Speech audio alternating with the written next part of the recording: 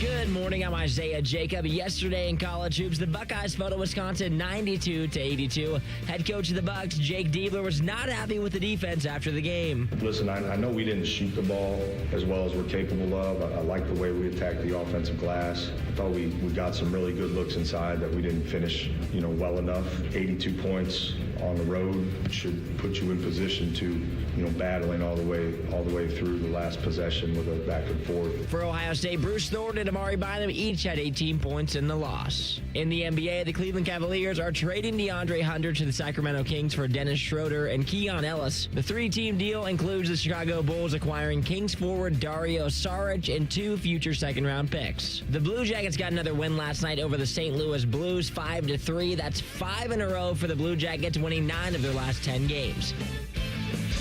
Live and local, it's time for Fan Sports Sunday. If the weekend is a big desert for sports talk, think of this show as an oasis. Yes, here we go. Come drink from our pool of hot takes as you quench your thirst with. I thought I was going somewhere, but I'm not. So let's just start the show. All right, we're 1 week out. Super Bowl Sunday next week. History on the line, and probably a lot of your money as well. Cole Bartemes and Joshua Perry, Isaiah Jacob. Fellas, do not question my love of the game. I'm going to be completely honest with you. You ever hear the term social battery? Yes. Yeah. Yep. So it's like when you go out like 3 days in a row, you've drained your social battery, and by the next day, you're like, I can't do this anymore. Just like I need to be just alone by myself watching TV, staring at the ceiling. So my football battery, I think we've hit the point where it's like, okay, I'm ready. Oh, really? I definitely have enough in me for the Super Bowl. I'm excited for the Super Bowl. I don't mind the off week. And maybe it's because of what we do, but like I've been going like snap for snap with a lot of the playoff games to where I'm at the point where it's like I'm ready for the grand finale. And then, give me a little bit of time off. And then once I get a little bit of time off, then I'm going to be like craving football in like April. And then I'm going to be going bat crap crazy over the draft. But as of right here, right now, don't question my love of the game. I'm questioning. I am. I'm okay. I'm okay with where we're at. Okay. I'm on a different page than you. I was watching the Senior Bowl yesterday. Like appointment viewing. You said that with pride. Turned it on 30 minutes before so I could watch the damn pregame. Didn't even know the two dudes that were up there for NFL Your Network. Senior Bowl or this year's Senior Bowl? This year's Senior Bowl. I wanted to watch these guys run around. Garrett Nussmeier had a ball. It was probably his best ball in months that he had, and it was an interception. Glanced off the tight end's hands, but like that's what I wanted to see. I'm totally in for that kind of stuff. So no, like I'm going to be the guy who's watching game replays during the offseason because I can't get enough. I might do that too, but it'll be old playoff games and stuff like that as I take inventory and prepare and stuff like that.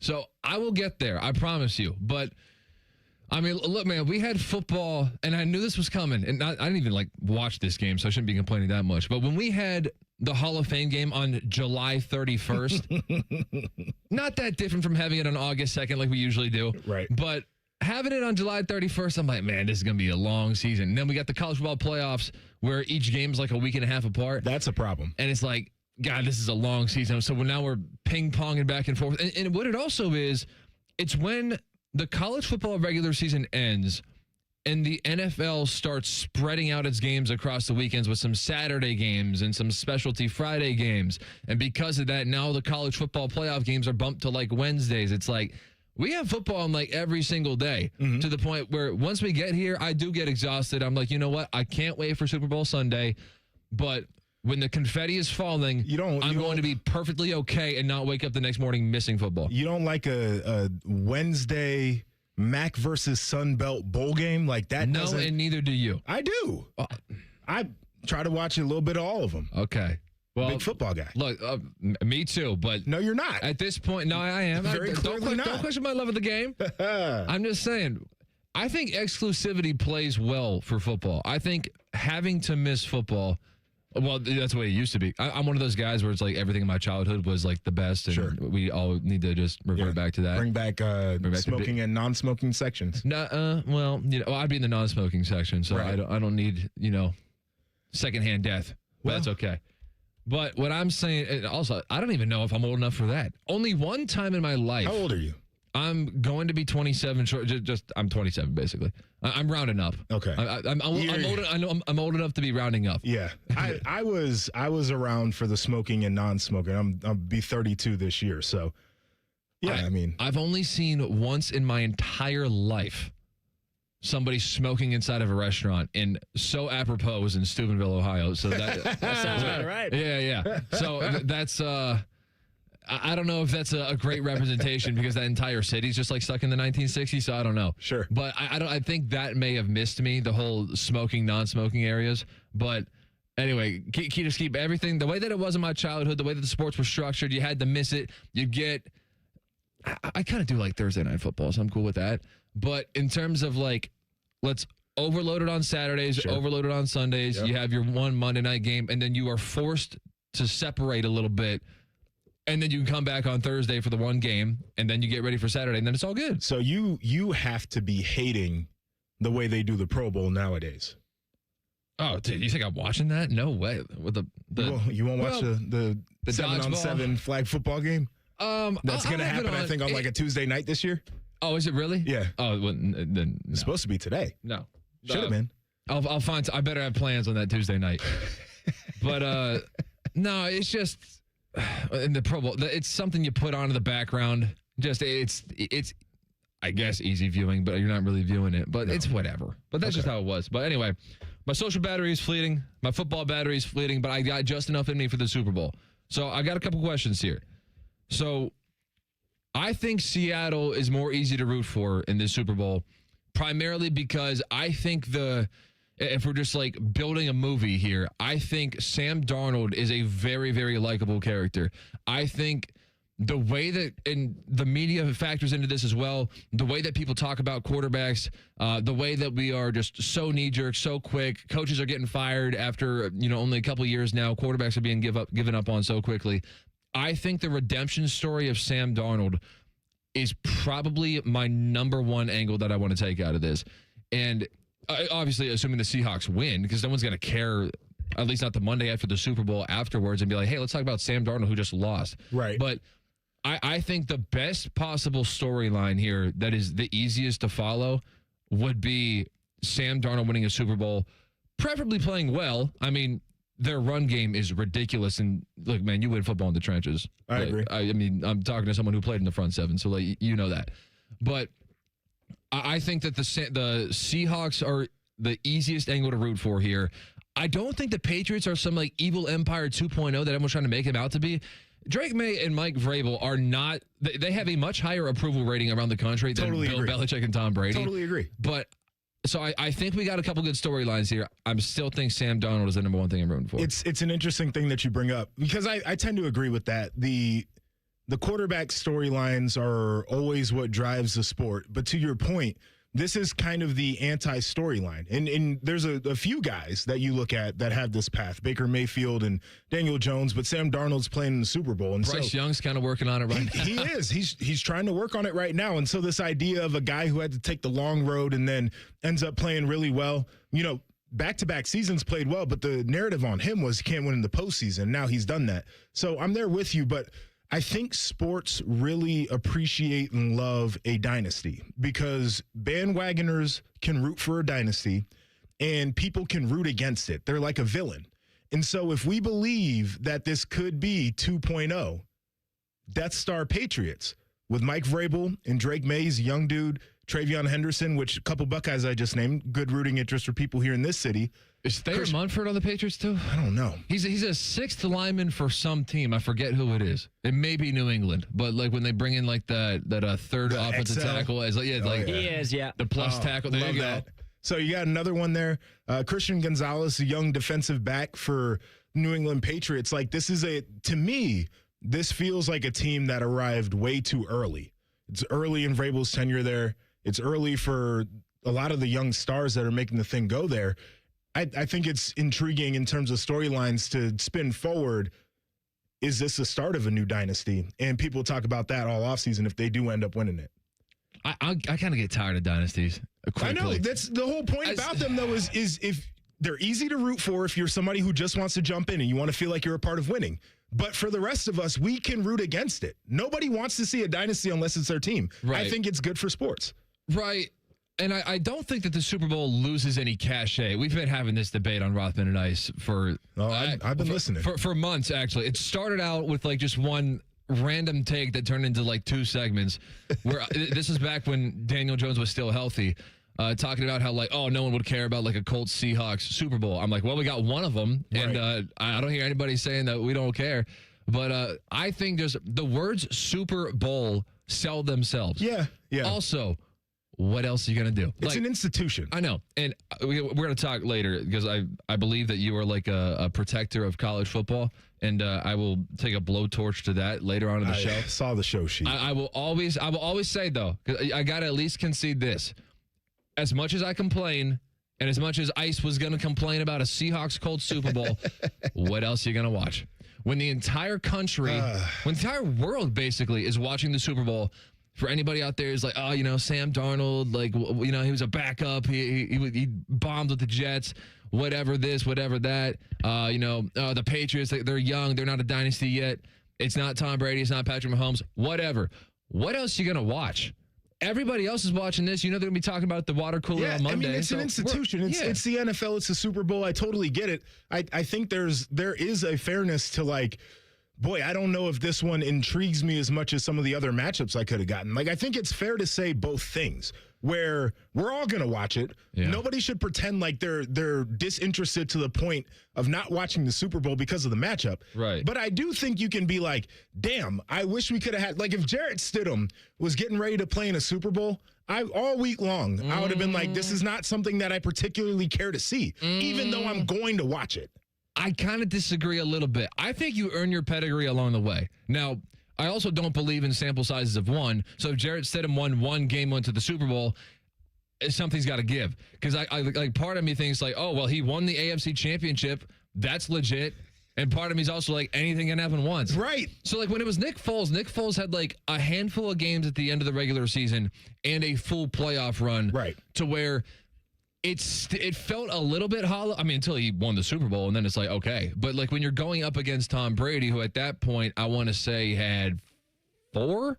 Yeah, I mean, everybody was going to be like, oh, yeah, I'd love to see this guy stick it to Tom. Yeah. And so that was easy to root for, but also just it was easier to believe in than if Jarrett Stidham played won one game, and it was in the snow. Sam Darnold Super Bowl would have been something that people would piss and moan about all week and then flip on the game on Sunday. No doubt. All right. Another big aspect of the Super Bowl is all the wagering. So we got a bunch of goofy prop bets that we can talk about throughout the show. Will we be actually placing money on them? Likely not. Actually, I might. Throw a couple shekels down. I might. Of these. And we got some more of the best and worst of the Super Bowl. The next segment starring Joshua. We'll be right back. Fan Sports on and the Fan. We have so many local shows, I can't fit them in a 10-second promo. So let's just say we're live and local all damn day. The Fan. Men, the new year is here, and if you're like many of us, you're ready to improve your health. But if you're feeling low energy, not sleeping well, or not seeing results in the gym, keeping that resolution can be tough. This is Jeff for Tri-State Men's Health, and if those symptoms sound familiar, we can likely help. They often point to low testosterone, and treating low T is what we do. But this year, we're also helping men go further with 4 targeted body composition plans featuring growth hormone peptides, NAD+, GLP-1s, and more. Designed to boost energy, support metabolism, enhance recovery, and accelerate fat loss. With our low T treatments combined with our body composition programs, most men notice real improvements. More energy, better focus, improved sleep, stronger workouts, and often a renewed sex drive as well. So call us. Your initial visit is just $99 and includes blood work and a medical consult. And if you start on treatment the same day, your visit is free. Call 800-900-9654 or visit tristatemenshealth.com. Featured therapies are compounded and have not been evaluated nor approved by the FDA. Provider prescription required. See website for details. This is Corey Sickles with Safe Harbor Wealth Advisors. Loads and fees erode your retirement savings. Let us show you how to protect your nest egg. Visit safeharboroh.com to schedule a complimentary meeting. safeharboroh.com. You still thinking job change in the new year? Yeah, I need something that's in high demand and more stable in this economy. IT? Yeah, cybersecurity, maybe even AI. That's what I did. Really? How? Went to My Computer Career. You don't need any prior experience, and you could start your new career in a matter of months. A lot of IT pros go to school there, too, to level up. Sweet. Are classes online or on campus? Both. Wow, I'll check it out. Thanks. Make this your year. Take the free career evaluation now at mycomputercareer.edu, an Elite CompTIA certification partner. Financial aid is available to those who qualify, including VA benefits. My mom is a veteran and she was injured in the line of duty. I hurt my leg in a training accident when she was only 2 years old. She had 7 different surgeries over the span of 9 years, and there were tons of complications. I couldn't be the mom my kids needed me to be. She missed so much. After my last surgery, I got an infection so bad I thought it was going to kill me.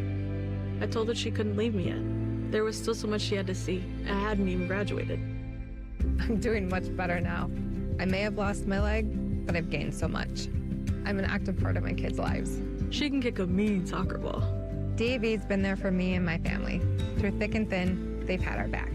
Every year, DAV helps more than 1 million veterans like Sandy get the health and disability benefits they've earned so they can achieve victories great and small. My victory is getting my life back. I got my joy back. We got our mom back, thanks to DAV. Support more victories for veterans. Go to DAV.org. What would it take for my child to only miss half a day of school for treatment? What would it take to fund a cure for childhood cancer? It would take all of us to come together to support the research. Join us. Go to childrenscancer.org today. Common Man and Timmy. When I would go to visit my grandparents at the senior citizen home, I did quite well. By quite well, I don't mean I was having sex with the senior citizen. Common Man and Timmy, afternoons on the Fan. It's sponsored by the Hinderer Motor Company. You know what hope is? Hope is action. Carving a path forward, even when it's hard. And kids who still know how to dream. They're the best pathfinders of all. So at Child Fund, hope means helping millions of children living in poverty worldwide to grow up healthy, educated, skilled, and so all those good things can come true for them. Safe. And that means safe at home, safe at school, and safe online. Hope means walking this path together, all of us. Because when we work together, we can do so much more. That's right. Hope includes you. Child Fund, because we need each other. To learn how Child Fund works with children in 23 countries to help them achieve their full potential, visit childfund.org. That's childfund.org. Miss Fernandez, what are those tiny things? Those are what we call amoebas. You can only see them through a microscope. Wow.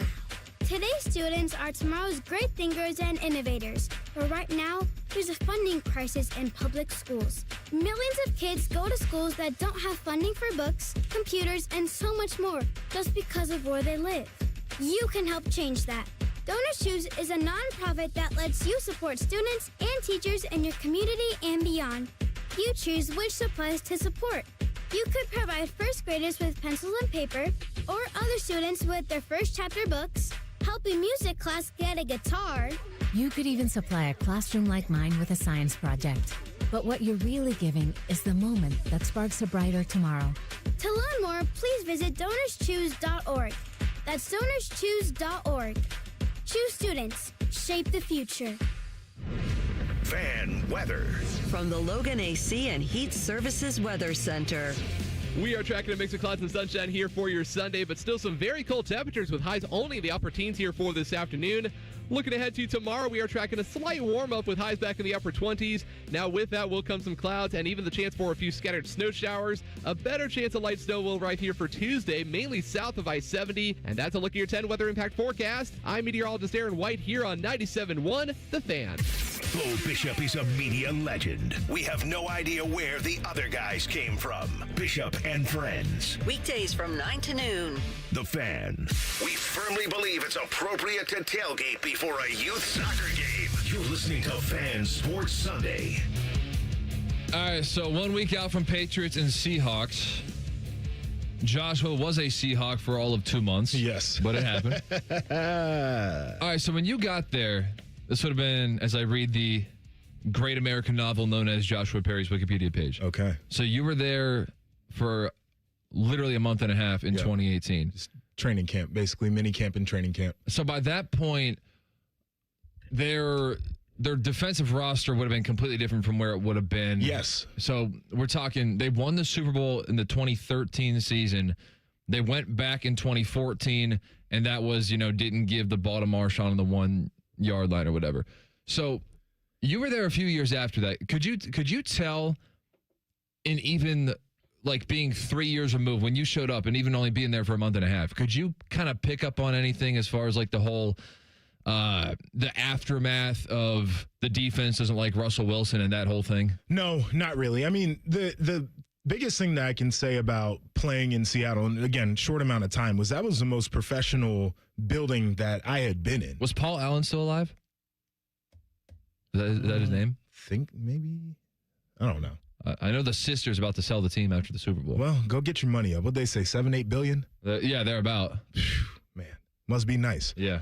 But I played for the Chargers. I talk about them all the time very poorly because that was an unprofessionally run professional organization. And then I was with the Colts, and I thought that and people talk about this all the time, Jim Irsay and his family, his daughters, did a phenomenal job of trying to create a professional environment. We were no good. And the roster wasn't in a great spot. Andrew Luck was hurt. Like, drafting hadn't gone well necessarily. And then I get to Seattle, and this was not like the height of the Seattle dynasty that was brewing there, but everything they did was first class and was very professional. And so, like, I don't think you would have ever felt from being in the building at least that short amount of time that there was anything going on. Now, had I been there for a season, you'd probably start to hear guys in the locker room doing their thing like, hey, man, we don't mess with that dude over there. Yeah. But there was none of that. Gotcha. Okay, so it's funny that you talk about the Chargers in such a bad light because for as disorganized as it sounds, and I don't know if you mean like ownership or from a GM standpoint, from a coaching staff standpoint, but like the juxtaposition of what you just said about them and then looking at this coaching staff that was there while you were there. So Mike McCoy, who I think was like an interim head coach this past year. Yeah, with Tennessee. Tennessee, yeah. So terrible ball coach. He was there. What made him terrible? Is he an offensive guy or a defensive guy? He's an offensive guy. I can tell by his coaching staff that he's an offensive guy. Let me try to say this as politically correct as possible. Okay. He is the anti-Vrabel. I'm gonna put it like that. Not a player's coach. Yeah, I don't know if he was great at the relationship building. He wasn't like a tough football guy. There were moments like we'd be on, we lost some close games. He'd be on his hands and knees praying on the sideline, like on the last drive of the game that we would win. There was a conversation. So no sense of confidence in his.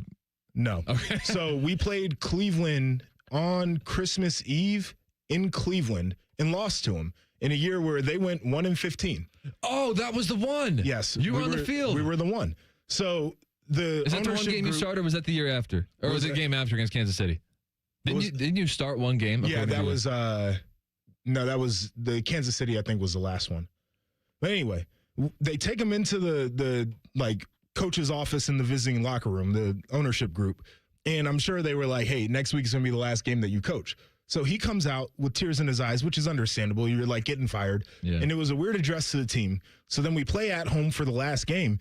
And as he's packing up, he's like throwing stuff in boxes. And he's like, I'm going to show you guys, like just, going crazy. You should have never gotten rid of me. And I'm going to show you. So then Denver the next year hires him as the OC. And that was like the first game of the year. And Denver won, and he was like celebrating like crazy, like, oh, I got my get back. He got fired 7 games in. Oh, really? Yeah, he's not a good coach. Wow. And then the next year, he kind of just like hopped around from that point. Yeah. So he became a job hopper because he was in Arizona the next year. He's not a great ball coach. But it's hilarious. So for everything that you're saying about your head coach, Mike McCoy in San Diego, this coaching staff that he had has a bunch of names who we know. Yeah. So Tommy Rees was a very low level, very low level assistant. So he's just getting started in the NFL. Yep. And then would have gone back to Notre Dame. But obviously now, knowing how that turned out, formerly Zeke's OC in Cleveland, now followed Kevin Stefanski to Atlanta. We'll talk about that a little bit later. Nick Sirianni was on his staff. Yeah. He was a wide receivers coach. Yep. His quarterback coach was Shane Steichen. Yep. Chris Shula was a big-time name now as the defensive coordinator of the Rams. We had really good people around there. You had a really good staff. The head coach was not a ball coach. And you went 5-11. Yes. Oh, my goodness. This is what I'm trying to tell you. The head coach was not a ball coach. So then, this is the question that gets asked at this point is like, how did he make it that far in his? Is he just like an X's and O's guy? Because I have these debates. I don't even know if he was that just Shane winning the interview was probably a little bit more of that. Like, he's a very sharp guy. I think he had a lot of that. Just like literally, the coordinators coordinate. Coaching is weird in the NFL. I literally don't know how some people continue to rise up the ranks, and he is one of those guys. I find that so interesting because I think that people talk about sports as like it's like a completely different job in and of itself. Like, oh, you think you have a job and you think that like your office works a certain way. Well, this is sports, so it's totally different. Yeah, right. There are still people who everyone looks at like, how in the world did you make it this far in your career? See if you can find out quarterbacks that he's worked with, that he coached on his way up. Because part of what happens here is you get tied to a really good quarterback. You get tied to an offense that had just great players that put up great numbers. As a defensive guy, you end up coaching some of the greats in the game. Our linebacker coach, Bob Babich, was one of those guys. Yeah. He was like, oh, yeah, I was with the Bears, and we had Urlacher, and we had Briggs, and we had all those guys. And you start to figure out, oh, you can't really coach linebackers. You just had Urlacher and Briggs. That's how you keep getting jobs. Do you know the answer to the question you already asked? No, I don't. Oh, well, I mean, it's just too perfect. So he started out, first of all, he was Denver's OC for like 3 head coaches, it turns out. Although I guess one of them would have been an interim. He survived Josh McDaniels and then went into the John Fox era in Denver. So can you see where I'm going with this? The reason he was a head coach is because he was Peyton Manning's offensive coordinator in Denver. See, and this is what I'm talking about. That's exactly what I'm talking about. And the Chargers were probably like, oh, we played this guy twice a year, and their offenses were so difficult to defend. This is a guy that we're going to hire if we have to hire a head coach. That's exactly how these things happen. That's what people said about Adam Gase in Denver, too. Yeah. And then he became a 2-time head coach. Man, what a time to be alive. So, and I have relatives who are in coaching, and and I went and visited one of them a couple months ago, and just like the way that they talk about it, and I was talking to like he and his wife, and it's also interesting too of how like you think we on the outside just assume that like wins and losses are the entirety of your resume, but there's still a huge factor of like you got to be somebody who people want to work with. For sure. And you can kind of pick up some clues as far as like the coaches who get fired immediately. Like they're not given much of a second chance. Sorry, Urban Meyer.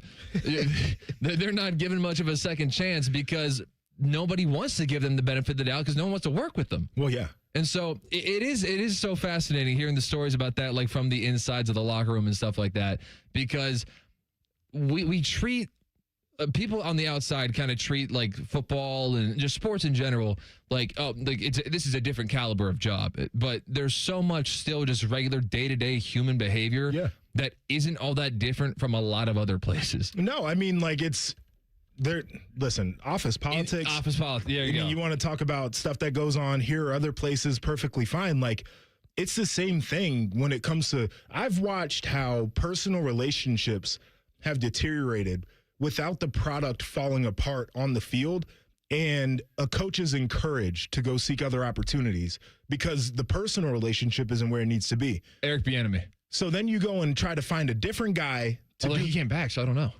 I think the relationship was fine. I think it was time for him, but I'm not going to say on air, but it happens in certain places. So then you go find another guy to do the job that you have to replace, and he's not as high quality of a coach, but people get along with him. So it's like, okay, we'll figure this thing out. That's just how it goes. Yeah. It's life is life, man. Doesn't matter where it's happening. All right, we'll be back in 2 minutes. Josh is going to tell me what he didn't want to say on the air. Also, I gave the boys some homework last night. Let's see who actually did it. Stick around, Fan Sports Sunday on the Fan. At the American Lung Association, we're fighting for a day when we can all breathe easier. we're fighting for clear skies over every city and healthy lungs throughout the country. We're fighting to free millions of Americans from the addictive grip of tobacco and the devastating effects of lung disease. The American Lung Association isn't just fighting for air, we're fighting for all the things that make it worth breathing, and we can use your help. See what you can do at fightingforair.org. Wesley Financial Group is not a law firm. I'm Chuck McDowell, founder of Wesley Financial Group. Did you buy a timeshare because they told you it was a great investment? That's a lie. Most timeshares can be bought online for $1. To find out what your timeshare is worth and to cancel it, call us today and we'll send you our timeshare exit kit free with all your options for cancellation. Call Wesley for your free exit info guide. 800-691-9999. That's 800-691-9999. Once there was a man who couldn't stand. A mom who couldn't wait. A scientific community that said it couldn't be done. And then you. And then I. And then we brought neuromuscular disease into screaming color with the Muscular Dystrophy Association. For 75 years, our voices have thundered through the halls of Congress. We've willed the impossible into existence. We've pushed the science, raised the funds, shifted the narrative, and transformed the reality of life with neuromuscular diseases. For 75 years, we've built communities together, established the field of neuromuscular medicine, and made it thrive. Call that a legacy. Call it impact. Call it momentum. Just call it ours. Because it's the generations of community heroes that give MDA the strength we have today. And until neuromuscular disease is a thing of the past, you couldn't stop us if you tried. Join us and celebrate 75 years of breakthroughs at MDA75.org. An encyclopedic knowledge of sports and other random things you may or may not care about. I think I found my mentor. Rockman and Ice. Weekdays from noon to 3. The Fan. Garnish your Bloody Mary with sports talk. You're listening to Fan Sports Sunday. Bartemes and Joshua Perry, Isaiah Jacob. Zeke, long time no see. How we doing? How you doing? Let's see. So we got Super Bowl next week. That gives us about a month to the Combine, which gives us about a month to the draft. So we're almost there, buddy. And then from there, first of all, who did you think was going to draft you, by the way? When you're going through your pre-draft process, man, who did you feel, and, you know, don't take this, I don't mean this offensively. When you're in the later rounds, like, right, it can really fluctuate. Yeah, I mean, I was one of those guys, and it was funny because I was at that like changing point of the league where dudes weren't playing linebacker at 6'4", 255 anymore. So a lot of the feedback I got before the draft was like, man, you know, if you had come around 10 years ago, like, you'd have been surefire first round pick, but like, the league's different. Because now they got 5 DBs. Yeah. And so the conversation was like, yeah, you know, you might be able to sneak into like the end of the second round, third round, fourth round, like, would make a lot of sense, but had a lot of conversations with New York Giants, had a lot of conversations with the Rams, talked to the Raiders. One team I did not talk to was the team that drafted me. I barely had any conversations with them. Patriots came and worked me out. Titans came and worked me out. The Saints, I had meetings before Pro Day with them. So like a whole bunch of teams, and then the one that ends up calling your phone, number pops up and it's like, damn, I don't even have this one saved. Like, because most of the guys will, when they meet with you, they're like, here, this is the number that we would call you from on draft day. Make sure you save it so you can answer the phone. And so I get a random call and I'm like, boy, if this is a prank call. Oh, no. Yeah. But it wasn't. It wasn't. All right, there we go. So you shocking with all the Mike McCoy stories you're telling that apparently wasn't a very good communicator with his players either. That's fine. So I gave the boys some homework last night.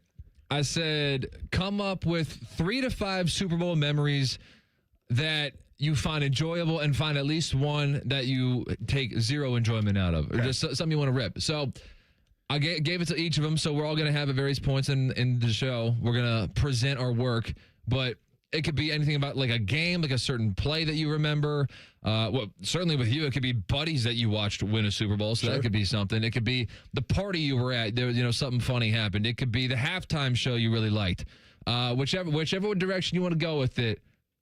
What are some of your favorite Super Bowl memories, Joshua Perry? All right, so I'll start you off with this one. The 28-3 game was one that a lot of people remember. There's going to be some Patriots influence on this, and part of the reason why is because of how much winning they did.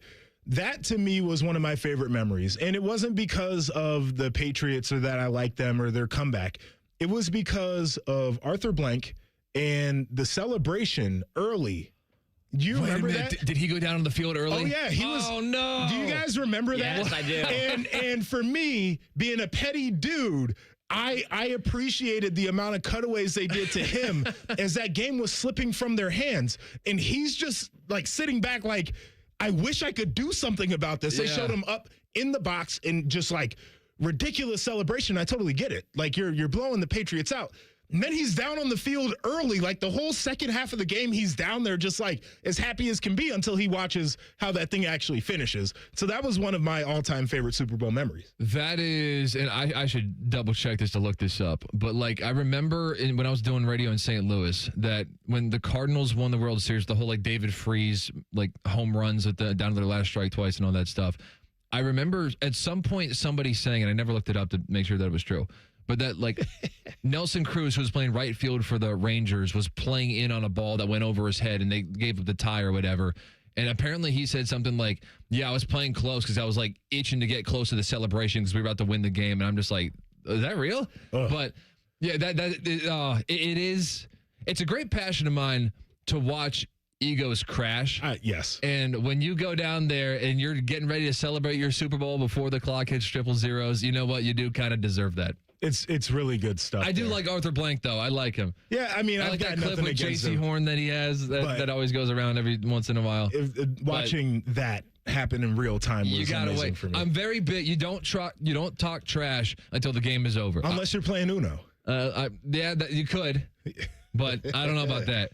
All right, second one for me, Malcolm Butler interception, and it's for multiple reasons. Like number one, I was shocked in the moment, and I love those types of moments in sports where you see something and it's like it feels pretty obvious what the tactical move would be, which is hand the football off, and they decide not to. But there's a football aspect of this too, where he obviously knew if Seattle is not going to run the football here, this is exactly the route concept that I should expect.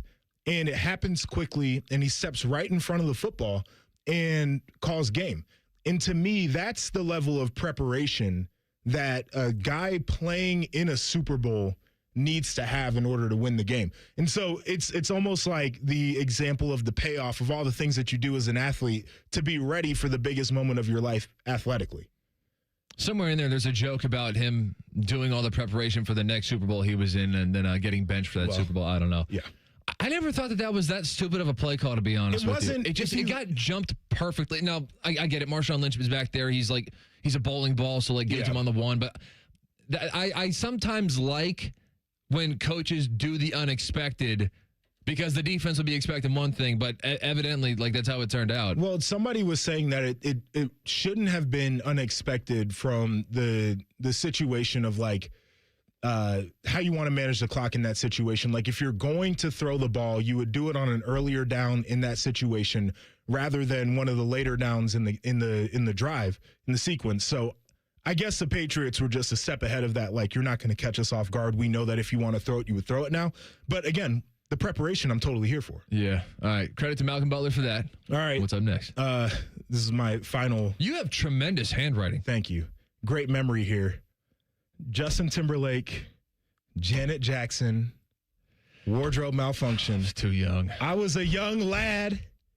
I was like, oh my God, what is this? Was Janet Jackson up there on the celebrity crush list too? Oh, yeah. Or before or after? Oh, I mean, after. She flew up the power rankings. She was already up there. I mean, listen, as a young dude, anytime you can see a little something, right, changes your life. And That's where I was in that moment. All right, Super Bowl. Because I want to say, was that the Panthers-Patriots Super Bowl? Couldn't even tell you who's playing. Doesn't matter. Okay, well, it really doesn't. I know it's around 2004, as our crack staff is researching this.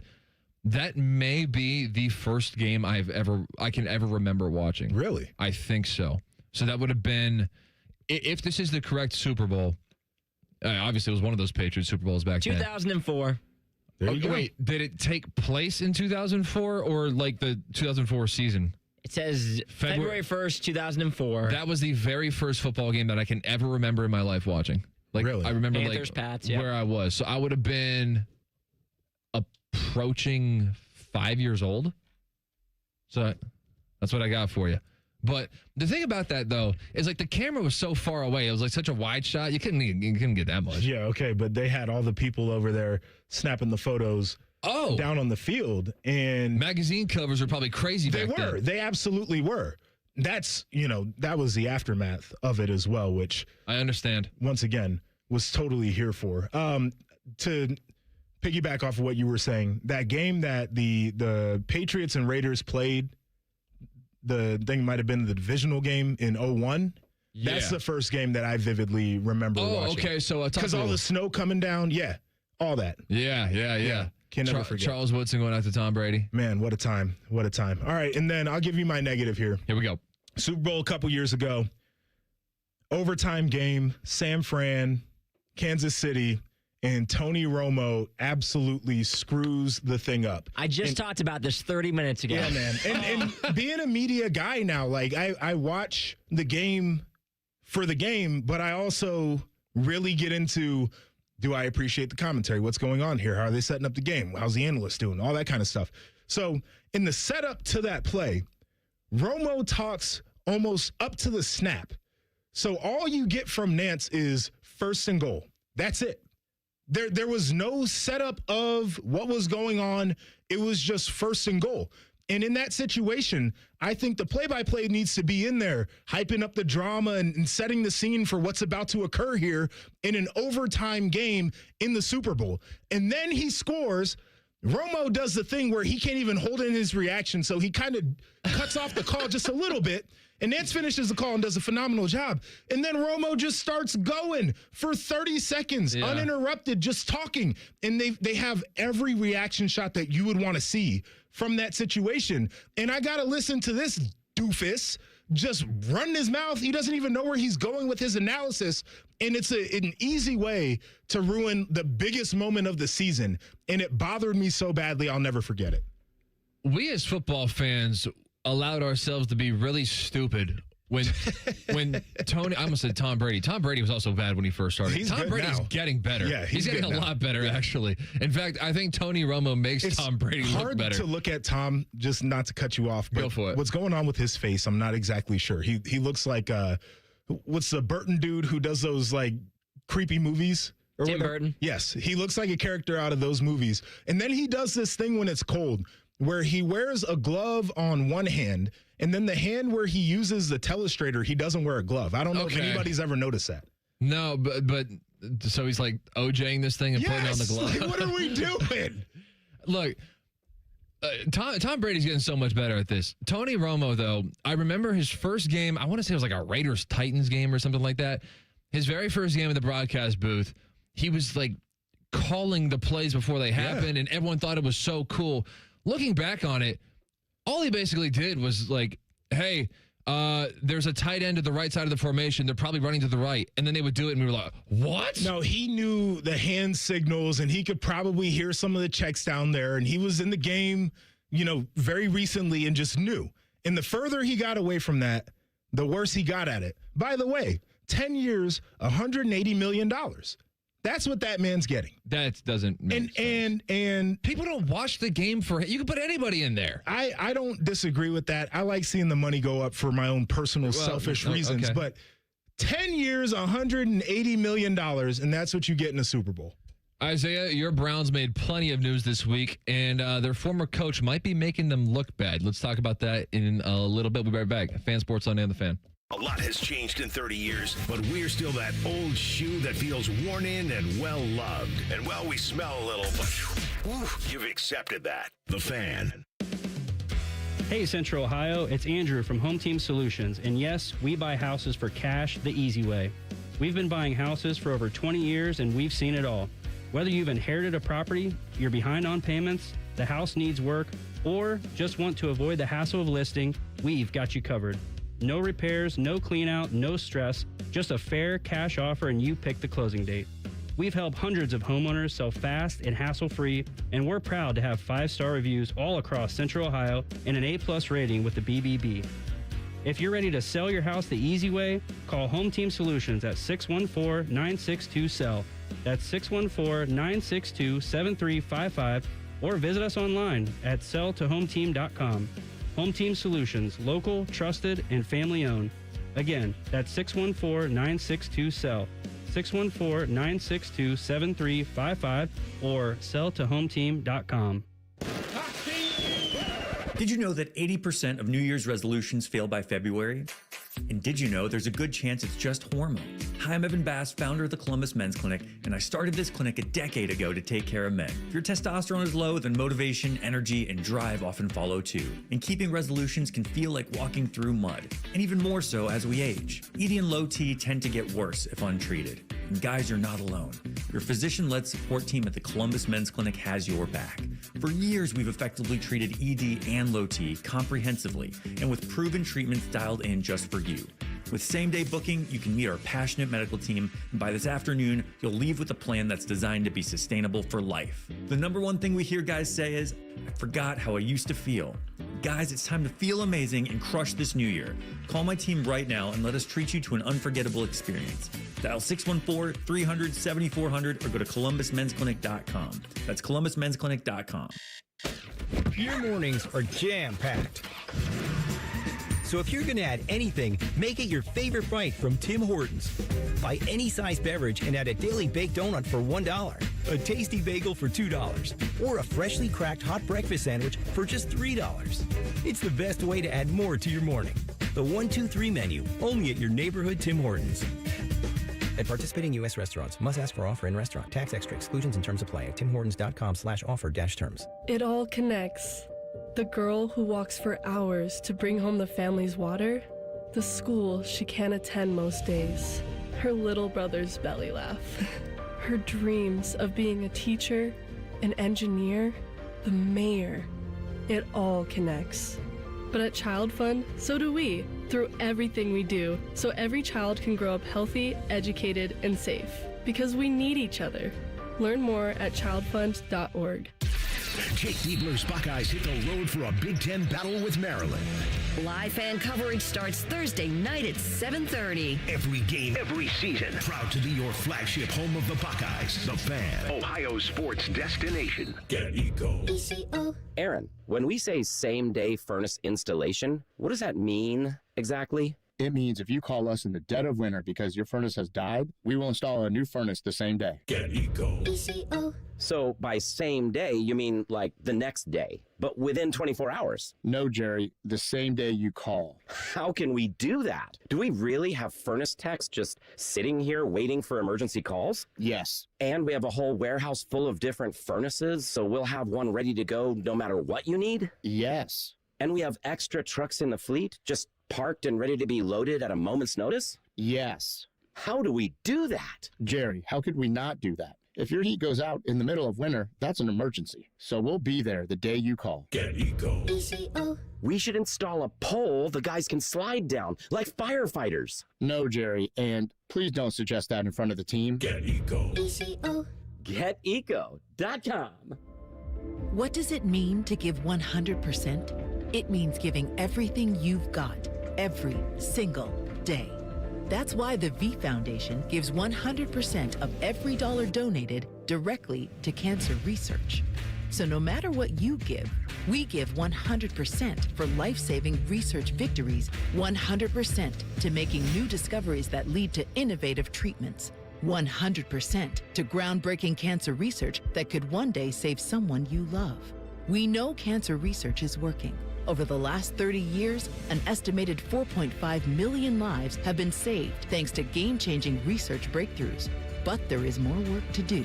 That's why the V Foundation gives 100% of every dollar donated directly to cancer research. We will always give 100% to accelerate victory over cancer. Don't give up. Don't ever give up. Donate today at v.org. The Fan Guest Hotline is sponsored by Columbus, Worthington, Air, and Bryant. Doing whatever it takes to keep you and your home comfortable. The Fan. Live, local, and still slightly drunk. I'm not drunk, all right? I just have a speech impediment. This is Fan Sports Sunday. So one of the fun Super Bowl props that you can get into if you're someone who doesn't mind rooting for injuries. Oh, my God. Total number of players to record a pass attempt. I think it was a couple years ago. In fact, the Tony Romo disaster you guys are talking about, where I think Jawan Jennings threw the first touchdown of the game, and I was like, didn't have that. But the over-under would obviously be 2.5. Total number of players to record a pass attempt. The under is the minus 192 favorite. So if you think that these coordinators are going to be throwing everything they got in the one final game of the year, or if someone goes down, maybe has to go into the blue tent, they'll probably run out of the blue tent very quickly. Hey, man, I got one more game. One more game of the season. You might get the over on that. So that's an interesting one. Will there be a 2-point conversion attempt? Yes is the underdog, and I don't know how. In this day and age where if you're down by 14, you go for 2. That was my thought, too. I'm like, if you're going for 2 is a common thing now. If you're down 8, if you're down 11, there are a lot of combinations that could lead you to go for 2. So I'm kind of surprised by that one. Yeah, that one's shocking. I know the Patriots have had somebody besides Drake May attempt to pass this postseason. So that one becomes a little bit more intriguing here. You could have some punters get in on the action. There's a lot there. Maybe a little, reverse pass type of situation. You never know. Cole Bartemes, Joshua Perry, and Isaiah Jacob. One more thing before we get to the Browns and all the news that they made. On February 4th, I guess this would be 2004. On February 4th, 2004, Terry Carlin, a banker residing in Knoxville, Tennessee, filed a class action lawsuit against Janet Jackson and Justin Timberlake on behalf of all American citizens who watched the outrageous conduct. And a few months after that, Eric Stevenson, a lawyer from Farmington, Utah, filed a $5,000 lawsuit against Viacom for false advertising the Super Bowl halftime show, as he, the father of 3 young children, claimed that pregame advertising led him to believe that the halftime show would consist of marching bands, balloons, and a patriotic celebration. Okay. Well, of course, coming from Utah, that checks out. I was on Reddit looking up people's reaction to that moment when you sent over the homework, and this guy commented that he was watching the Super Bowl at his pastor's house. Oh. And he was a young lad. Well, pastors like Super Bowls too. And he said that was the definition of the air leaving the room. Watching Janet Jackson's bosom be exposed to America with the pastor. Yeah, I don't know how you talk about that one. I wouldn't know how to talk about that just like being in the room with my family members. I definitely wouldn't know how to do that. I think we let it pass. Like the moment happened, we all sat there, watched it together, and that was kind of it. All right, so this week, the Browns made it official that Todd Monken is going to be the head coach. Here is him meeting Shedeur Sanders for the first time. What's going in there? Oh, yeah. Hey, come on in. How you doing, man? What's up? Good to see you. How you doing? Welcome back to the States, Coach. How we doing, man? Good. Yeah, we tried to draft your ass last year. It's all worked out. Yeah. I remember that, right? Yeah, that's what I was about to tell you. Someday we'll get a chance to talk about that. Yeah. Yeah. Awesome. Well, sit down. Someday could have been today. How busy are you guys? You can't just bring it up. Oh, but if you're Todd Monken, do you hold anything against him where, like, because based on your preconceived notions and your own personal experience, that you tried to draft Shedeur Sanders and his family just told you, hey, we ain't doing that because we don't want to be Lamar's backup? I really don't think you hold that against him. The thought process, I think, was reasonable for them. They came into the draft process thinking that Shedeur would be a guy who would be challenging to be a starting quarterback in the NFL within the first couple years of his career. If you're playing behind Lamar Jackson, that's not going to happen, right? Like I don't think any of us are anticipating the wheels are going to fall off here anytime soon. So I think you understand it. And then, by the way, you wanted to coach the guy anyway, and then you get the job where you get to coach the guy. I think you feel pretty good, and now it's water under the bridge. All right, so Isaiah, a lot of people were kind of upset that Todd Monken was the hire. I kind of didn't get it. We're in a new age, by the way, and this is all cyclical. It used to be like 10 years ago that if a coach got fired, you kind of just decided that he was bad and everyone was upset and like, oh, hey, we know that guy's not good. What are we going to do? Just now bring him. He's going to go come suck on our team. What's it going to be? But now there's almost like a preference of hiring coaches who have previous head coaching experience. And, we want to bring in someone who knows what they're doing, who's been there, done that, learned along the way. And so Todd Monken is not that. And so there are some Browns fans who are like, oh, Todd Monken, what's he going to do? I don't know what the takeaway would be versus any other candidate for the most part, at least any other first-time head coach. Yeah, and it felt like, too, throughout the process, his name just kept kind of getting dropped in, but, never was, really pushing the way in the front. Mary Kay kept on dropping in that Todd Monken he's still in this race, but you heard a lot about Udinski and Shieldhouse and obviously Schwartz the whole way. And it felt like at the end of this, because the Browns are who they are, that everyone was going to be upset almost no matter what. That's kind of how it goes. If you retain Jim Schwartz, there's going to be a portion of the fan base that says, why wouldn't we have promoted him last year in the middle of the season if we wanted to give him a try? Or why are we keeping someone that's already on the staff when we've already failed? Or should we already have leaned on someone newer? And so it felt like one of those things where no matter which way they went, they were going to get criticism. I felt like the Monken hire, personally for me, was one of the better options throughout the process. I wasn't completely sold on the Shieldhouse Udinski, brand new coordinator that hadn't called plays yet. And so for me, I was fine with us going with Monken and what felt like a candidacy where we were one of the last picks for many of the candidates. I think the more you think about Shieldhouse and Udinski, the more insane it actually is. Nate Shieldhouse is a good ball coach. I'm not taking that away from him. This guy's a couple years older, and I played against him in college, right? It feels, and I know we've seen some of these young whiz kid coaches pick it up and do a great job. It feels so premature for his actual coaching career.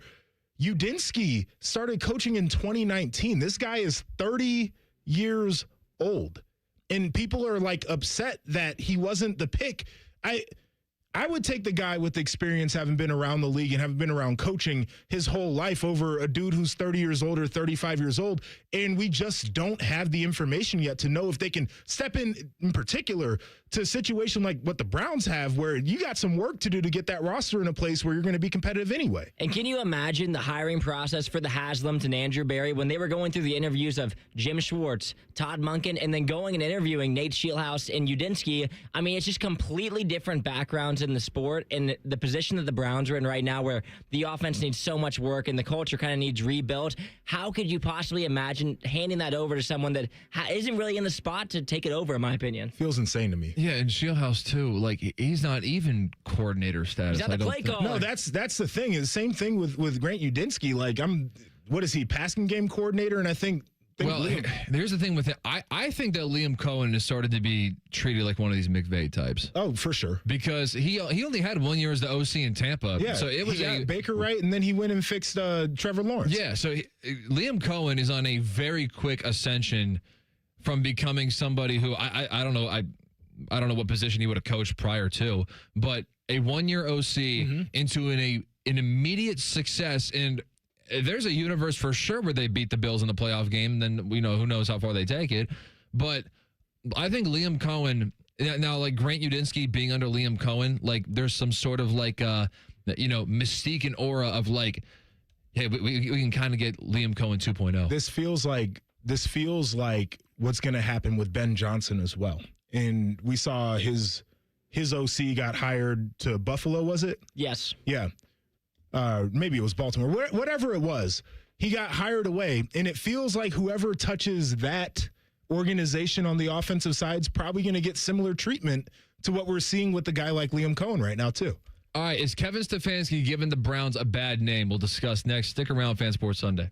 1, 2, 3. Here in the Fan is always football o'clock. Proud to be your home of the Buckeyes, Browns, and all the NFL games you can handle. The Fan. The biggest football party of the year is at Hollywood Casino Columbus on Sunday, February 8th at the Sportsbook. I'm Scotty Vegas, and the party gets started at 5 with a special prop show with tons of betting advice and prizes. Enter, win a helmet signed by a 7-time champion. It's a party everyone's talking about. Space is limited. The Sportsbook has massive screens, so reserve your spot at HollywoodColumbus.com. Must be 21 or older. Gambling problem? Call 1-800-589-9966. Great Lakes Hyundai. The savings are so good. Don't Don't start the new year with the same old ride. Right now, score low lease payments on all 2026 models, like $149 a month for a brand new Elantra or $159 for a new Sonata. Hurry in and kick off the new year right. Columbus or Dublin or glakeshyundai.com. With proof credit, $39.95 down plus tax, title, and fees. 2-year lease with 10K miles per year. New Hyundais come equipped with owner assurance and America's Best warranty. A 10-year, 100,000-mile powertrain coverage. Ends 2/2. It's a new year. Ready for a fresh start or career reboot? At My Computer Career, prep for a more recession-resistant future in the high-demand fields of IT, cybersecurity, in months, not years, including AI. Whether you're starting out or switching careers, no prior training is needed. Attend school online from home or on campus. Go to mycomputercareer.edu to take the free career evaluation today. mycomputercareer.edu, an elite CompTIA certification partner. Financial aid is available to those who qualify, including VA benefits. I always tell people I was the luckiest guy in the world. I wanted to be an Army man or a fireman, and I got to do both. As a firefighter, my job was about saving lives. I never thought one day I would be fighting for mine. After spending his career answering the call to save others, Ken was diagnosed with ALS. Now he's facing his biggest battle, for more time. For 70 years, Muscular Dystrophy Association has been answering the call to help people live longer and more independent lives. MDA means to me hope. MDA is leading the way for people living with ALS, muscular dystrophy, and other neuromuscular diseases by accelerating research, advancing care, and advocating to empower families like Ken's. I wouldn't be living as good of a life with ALS if it wasn't for MDA. MDA is helping people live stronger and love longer. Learn more at MDA.org today. My name is DeMar Hamlin. I play for the Buffalo Bills, and I play safety. CPR saved my life. I've teamed up with the American Heart Association as a national ambassador to help create a nation of lifesavers, turning bystanders into lifesavers through CPR education and access to AEDs. Nearly 3 out of 4 cardiac arrests that don't happen in hospitals happen in homes. Join me to ensure everyone has the chance to live longer, healthier lives. Visit heart.org/nation. Broadcasting live from the McDaniel GM Superstore Studios. Driving excellence since 1916. Chevrolet. Together, let's drive. WBNS HD1 Columbus.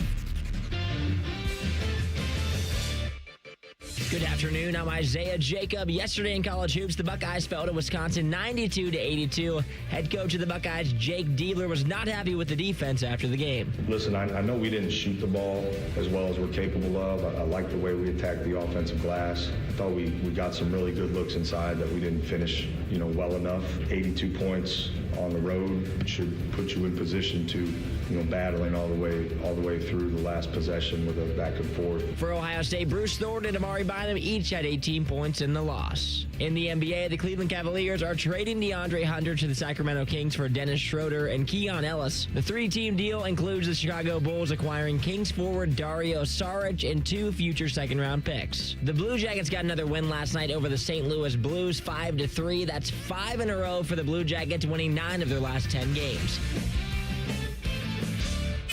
During weekend programming, pants are optional. Look at my butt! However, leather chairs may have been a bad choice. You're listening to Fan Sports Sunday. Brody, your Wikipedia page is way outdated. So under the post-playing career portion for Joshua Perry, we have Perry has started working for the Fan at 97.1 FM, a sports radio station in Columbus, Ohio, co-hosting the NFL Hour with Matt Hayes. Well, that part is outdated, but has started working at the Fan is actually True. relevant now. He has also made appearances on the Big Ten Network. Yes, many years ago. Yeah, I'm about to say. I think we've elevated to that to a certain point. And I don't make the Wikipedia page, so we need the rally. The people who we need do that clearly have forgotten about me. So Cole Bartemes, Joshua Perry, Isaiah Jacob.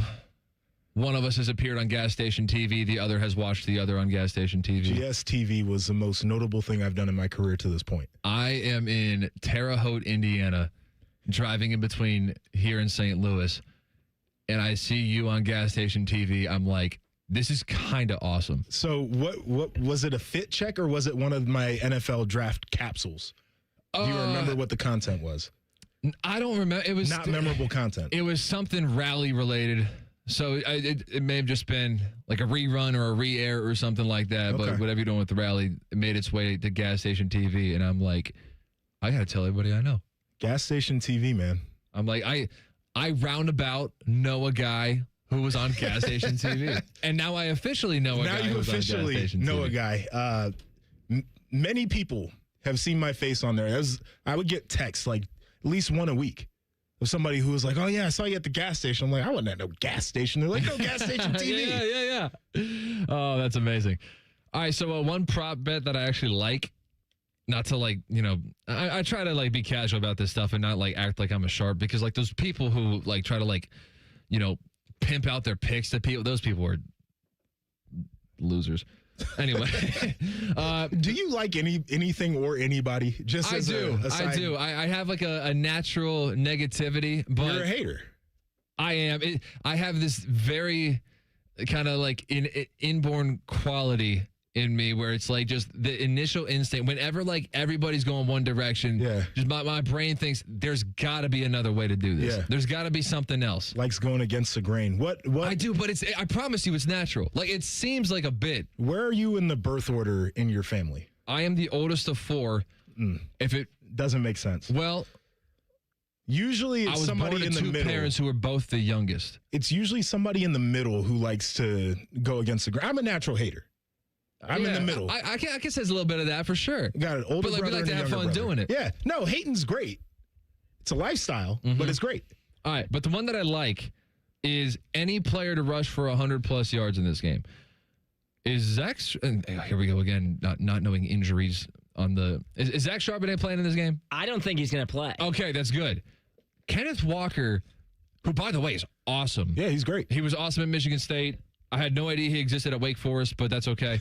Once he went to Michigan State, ran for 5 touchdowns against Big Blue, then I was familiar with who he is. Mel Tucker should be sending him checks right now, by the way. Yeah, oh, no kidding. Oh my, Mel Tucker, didn't he get that extension the week of the Ohio State game? And then Ohio State was up 49-0 at halftime? Yes. So, and then I'm sure, well, I don't know if he got all that money. He didn't. Certainly got a lot of it up front.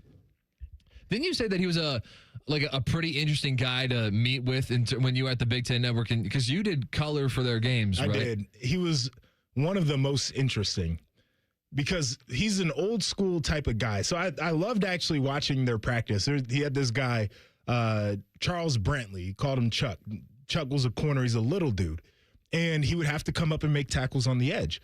And, he would kind of like halfway tackle, halfway not. Little dude making big contact. And I remember one day during practice that we were watching, he just runs up to Charles Brantley and goes, "It's supposed to hurt. Football's a collision sport," and then just walks away. And I was like, all right, this guy is like old school defensive guy. So then we sit down in the meeting, and most of the coaches are, they sugarcoat a little bit. Like if they got guys who aren't up to standard. Now, he was going through the list. He's on the roster. He's like, we got to get rid of this guy. This guy doesn't come to breakfast. He's a bad dude, bad for the team. He's like, this guy, he's like, I saw his grades from class. Like, I have no business being around any of our other guys the way he's acting right now. Then he goes into this whole thing about how we're not performing. And so I work 18 hours here and I sleep on a cot. And my wife brings the dog by so I can say goodnight to the dog. It's crazy. I've heard Mel Tucker say before that he proposed to his wife on the first date. He's a recruiter, man. And no kidding. And she said yes. By the way, big week for me. I got invited to my first wedding this week, essentially. No, I mean, like I've been to like, Ever? No, I've been to like family weddings. I mean, like my friends are getting married, which I'm so excited about because this is going to be so much more fun than the family gatherings. And here's why. Because your family gets down, though. Listen, by the way, did you know that Joshua and I were at a wedding together? I mean, we didn't like drive together, but like we were at the same wedding at the same time. I could have swore you just said that you have never been to a wedding and now. No, listen, this is different. This is like getting invited to a wedding as There's going to be nobody there to chaperone him. He can drink to excess because he doesn't have to worry about his family watching him. That's what he's getting at. Partly. Here's the gist of it, though. No. But like, here's like the number one thing. Because whenever we do these, it could be weddings, it could be funerals, whatever. These family functions that require travel. Here's the big issue, is that I have to then go return to a point in life that I think that I've graduated from, meaning that I got to share a hotel room with both of my brothers, which means that when we're all getting ready, you know, we're in there changing. My dad's like just opening the door, like bringing in like suits and stuff and like, you know, trying to say, hey, like make sure that you're doing this, make sure you're doing that. I'm like, just leave me alone. Like, that's the part that I'm really, I can go alone. That's the part that I'm so excited about. Also, this was also a wedding that it kind of seemed like a coin flip whether or not I was going to get invited. So the fact that it landed in my direction, I'm very happy about. You made the cut. I made the cut, baby. Made the cut. So that's what I'm really excited about. I'm mostly excited about going alone. I'll say this to the whole sharing the hotel room thing. You have to have a rainy day fund for those exact things. Oh, man. Because for me, there are the way I travel now, there are certain things that I am not going to negotiate with my family on. Yeah. You know, like I'm traveling a certain way. I want to drive myself. I'm staying a certain way. Nobody's getting a room key because I'm paying for my room. Exactly. My name's on the reservation. Gosh. Dude, that sounds, if I were in your tax bracket, I would. I would 100%. You gotta make the rainy day fund. Just put a little bit of your check every 2 weeks into the fund just in case you need to splurge on a hotel on your own. Exactly. Oh my gosh. That sounds like heaven, because the worst thing is when you're on this schedule, you're on everybody else's schedule, and it's like, hey, you know, make sure you're in the lobby by this time, and you know, we're all driving together, and I'm sitting in the back seat, my legs are all cramped up like into my chest. I'm like, I can't. I live alone. I'm the type of guy to live alone. I don't want any more male roommates. One day there will be a lady roommate. Well, not at that point yet, but I'm just like sharing a room with my brothers. We're all getting in each other's way. I went and visited my brother up in Milwaukee in August. He moved there for work about Easter time.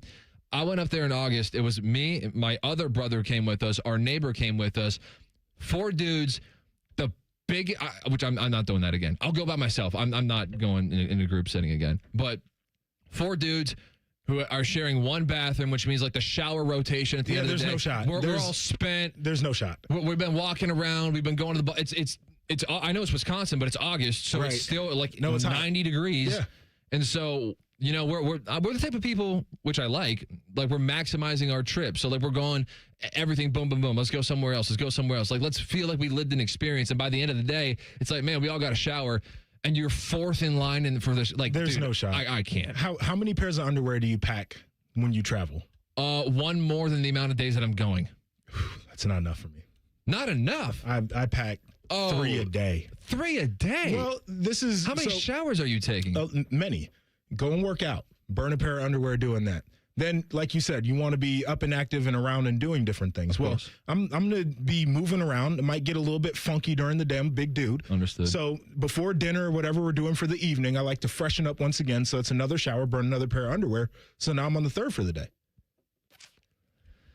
God dang, man, that's a lot. I need a big bag. I know. So everything. I pack in a duffel bag. I refuse to check a bag anymore. I hate doing it. So all this fits very comfortably in a duffel, which is something I'm very proud of. The other thing I'll tell you, we took a family trip over the summer. We went to Baltimore.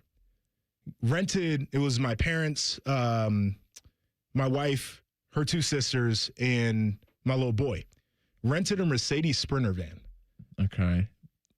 Smoothest travel of the world. Really? Yeah, because there was a TV in the back. The kids had their own thing. Me and my dad sat up front. I drove. So we had our music going. They had a TV back there. There was spaces spread out. We could have coolers. We could have all kinds of different stuff in there. It was awesome. Was this to visit family members? Yeah. Okay. Oh, I'm about to say, I was about to joke him knowing you and be like, you go to Baltimore on vacation? Like, you think Baltimore is cool? We didn't go there just for vacation. We went to go see some family friends, but it was a smooth way to travel. So if you ever have a big group, get them to chip in on doing it like that. Joshua Perry here from Mercedes Sprinters Vans. All right. Did Isaiah do his homework assignment last night? We're going to find out next. Stick around, Fan Sports Sunday. A lot of hosts have been on our airways in the past 30 years. Some good, some bad, some really bad. Anyway, Sorry for that. The Fan. Looking to sell your home? Don't pay 6% commission. Call my guys at Sell for 1% Realtors. They're full service, not a do-it-yourself kind of thing. On average, customers save over $10,000. Give them a call, 614-451-6616. That's 451-6616. Do you want free internet forever?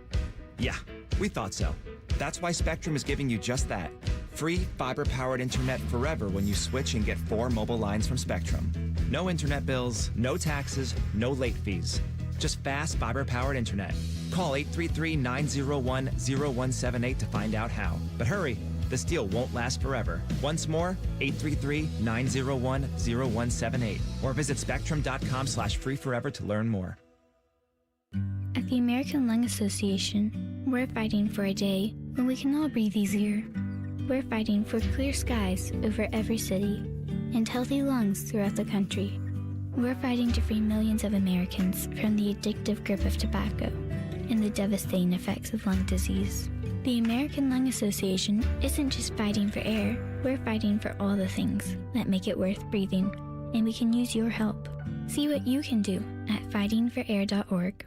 Wesley Financial Group is not a law firm. I'm Chuck McDowell, founder of Wesley Financial Group. Did you buy a timeshare because they told you it was a great investment? That's a lie. Most timeshares can be bought online for $1. To find out what your timeshare is worth and to cancel it, call us today and we'll send you our timeshare exit kit free with all your options for cancellation. Call Wesley for your free exit info guide. 800-691-9999. That's 800-691-9999. Hey, everybody, it's Berm from the Austin and Berm Show on 97.1 The Fan. There are a lot of reasons that we should be working to get healthier and happier in our lives, but one of the unexpected benefits of losing weight, my wife no longer elbows me in the ribs at 2 a.m. I didn't realize how bad the snoring had gotten until it's gotten better. And that's the kind of change I'd hoped to achieve when I lost 35 pounds with Awaken 180 weight loss. 35 pounds down in just 6 weeks and officially under 200 pounds for the first time in 25 years. That number still feels fake when I say it out loud, but it's real. And what's just as real is how good everything else feels. There are no joint flare-ups. I'm moving around a lot better and never feels like a chore. I'm aware of when things feel wrong, and I'm also aware when things feel right. Thanks to my Awaken 180 coach, Mandy, I've learned how to eat, how to adjust, and now I'm heading into maintenance with a plan. That's what Awaken 180 really does. It teaches you how to keep going once the weight is gone. Free support for life with the solution for weight loss. Go to awaken180weightloss.com. After my accident, people warned me to slow down. I said, I don't know how. Thanks to my VA care team, I haven't. At VA, we're using technology to help veterans recover faster and live their lives to the fullest. Learn more at vacareers.va.gov/PSA. Bishop and Friends. I always felt like if you're going to give me a breakfast pastry out of a box, the toaster strudel is significantly superior to the Pop-Tart. Bishop and Friends, sponsored by Diamond Cellar. Weekdays from 9 to noon on The Fan. While serving in Vietnam, a grenade took my ability to see. Today, I'm a sculptor. Now, my fingers are my eyes. I'm Michael Naranjo. As a veteran, I know the challenges of life can be great. In my art, turning a lump of clay into something beautiful, that is worth doing. Life is like that. We each must use what we can to make things better. DAV helps veterans like Michael get the benefits they've earned. They help more than 1 million veterans every year in life-changing ways. Now, I show others how they can create something with their own hands. I know it can do a lot of good. With support from DAV, more veterans can shape their lives into a thing of beauty. My victory is bringing beauty into the world. Michael Naranjo, may your victories inspire many more. Support more victories for veterans. Go to DAV.org. I slept in a lot of different rooms, different beds, but none of them really felt like mine. I spent 14 years in foster care, mostly in group homes. And I never had much left because I always had to be ready to move. Why get things if you just have to let them go? There are more than 100,000 children in foster care waiting to be adopted. The Dave Thomas Foundation for Adoption is working to help find them a forever family and a permanent home of their own. Now I have my own room with walls that tell my story. I love hanging out in here. I play dress up with my sisters and I sing and make videos. But the best part, knowing I'll always have a place to go and a family that loves and supports me. If you have room in your home or your heart, see how you can help at davethomasfoundation.org. Fan weather. From the Logan AC and Heat Services Weather Center. We are tracking a mix of clouds and sunshine here for your Sunday, but still some very cold temperatures with highs only in the upper teens here for this afternoon. Looking ahead to tomorrow, we are tracking a slight warm-up with highs back in the upper 20s. Now with that will come some clouds and even the chance for a few scattered snow showers. A better chance of light snow will right here for Tuesday, mainly south of I-70. And that's a look at your 10 weather impact forecast. I'm meteorologist Aaron White here on 97.1 The Fan.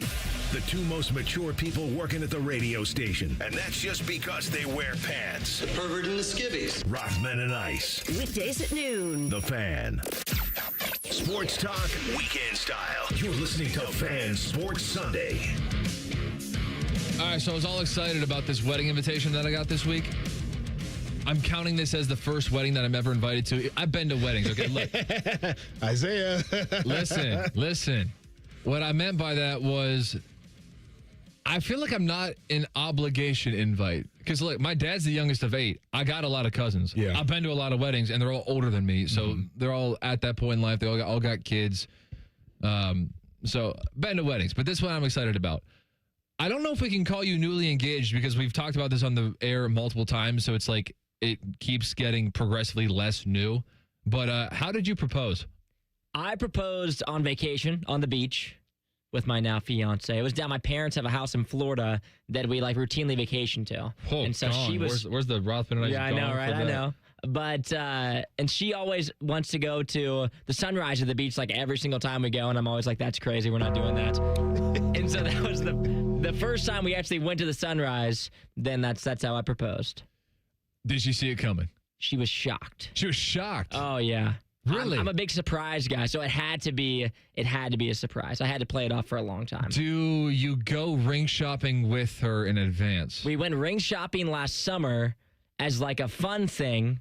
Quotes around fun thing. Fun. Fun thing. That's a casual date. Hey, yeah, that's like Mel Tucker on a first date. Just let's go ring shopping.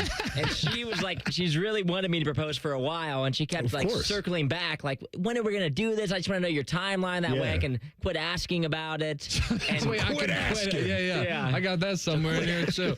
And so I just kept telling her, like, I'm thinking probably like we'll be engaged in the next 2 years or so. She was like, 2 years? 2 years. I'm not going to, so quit asking.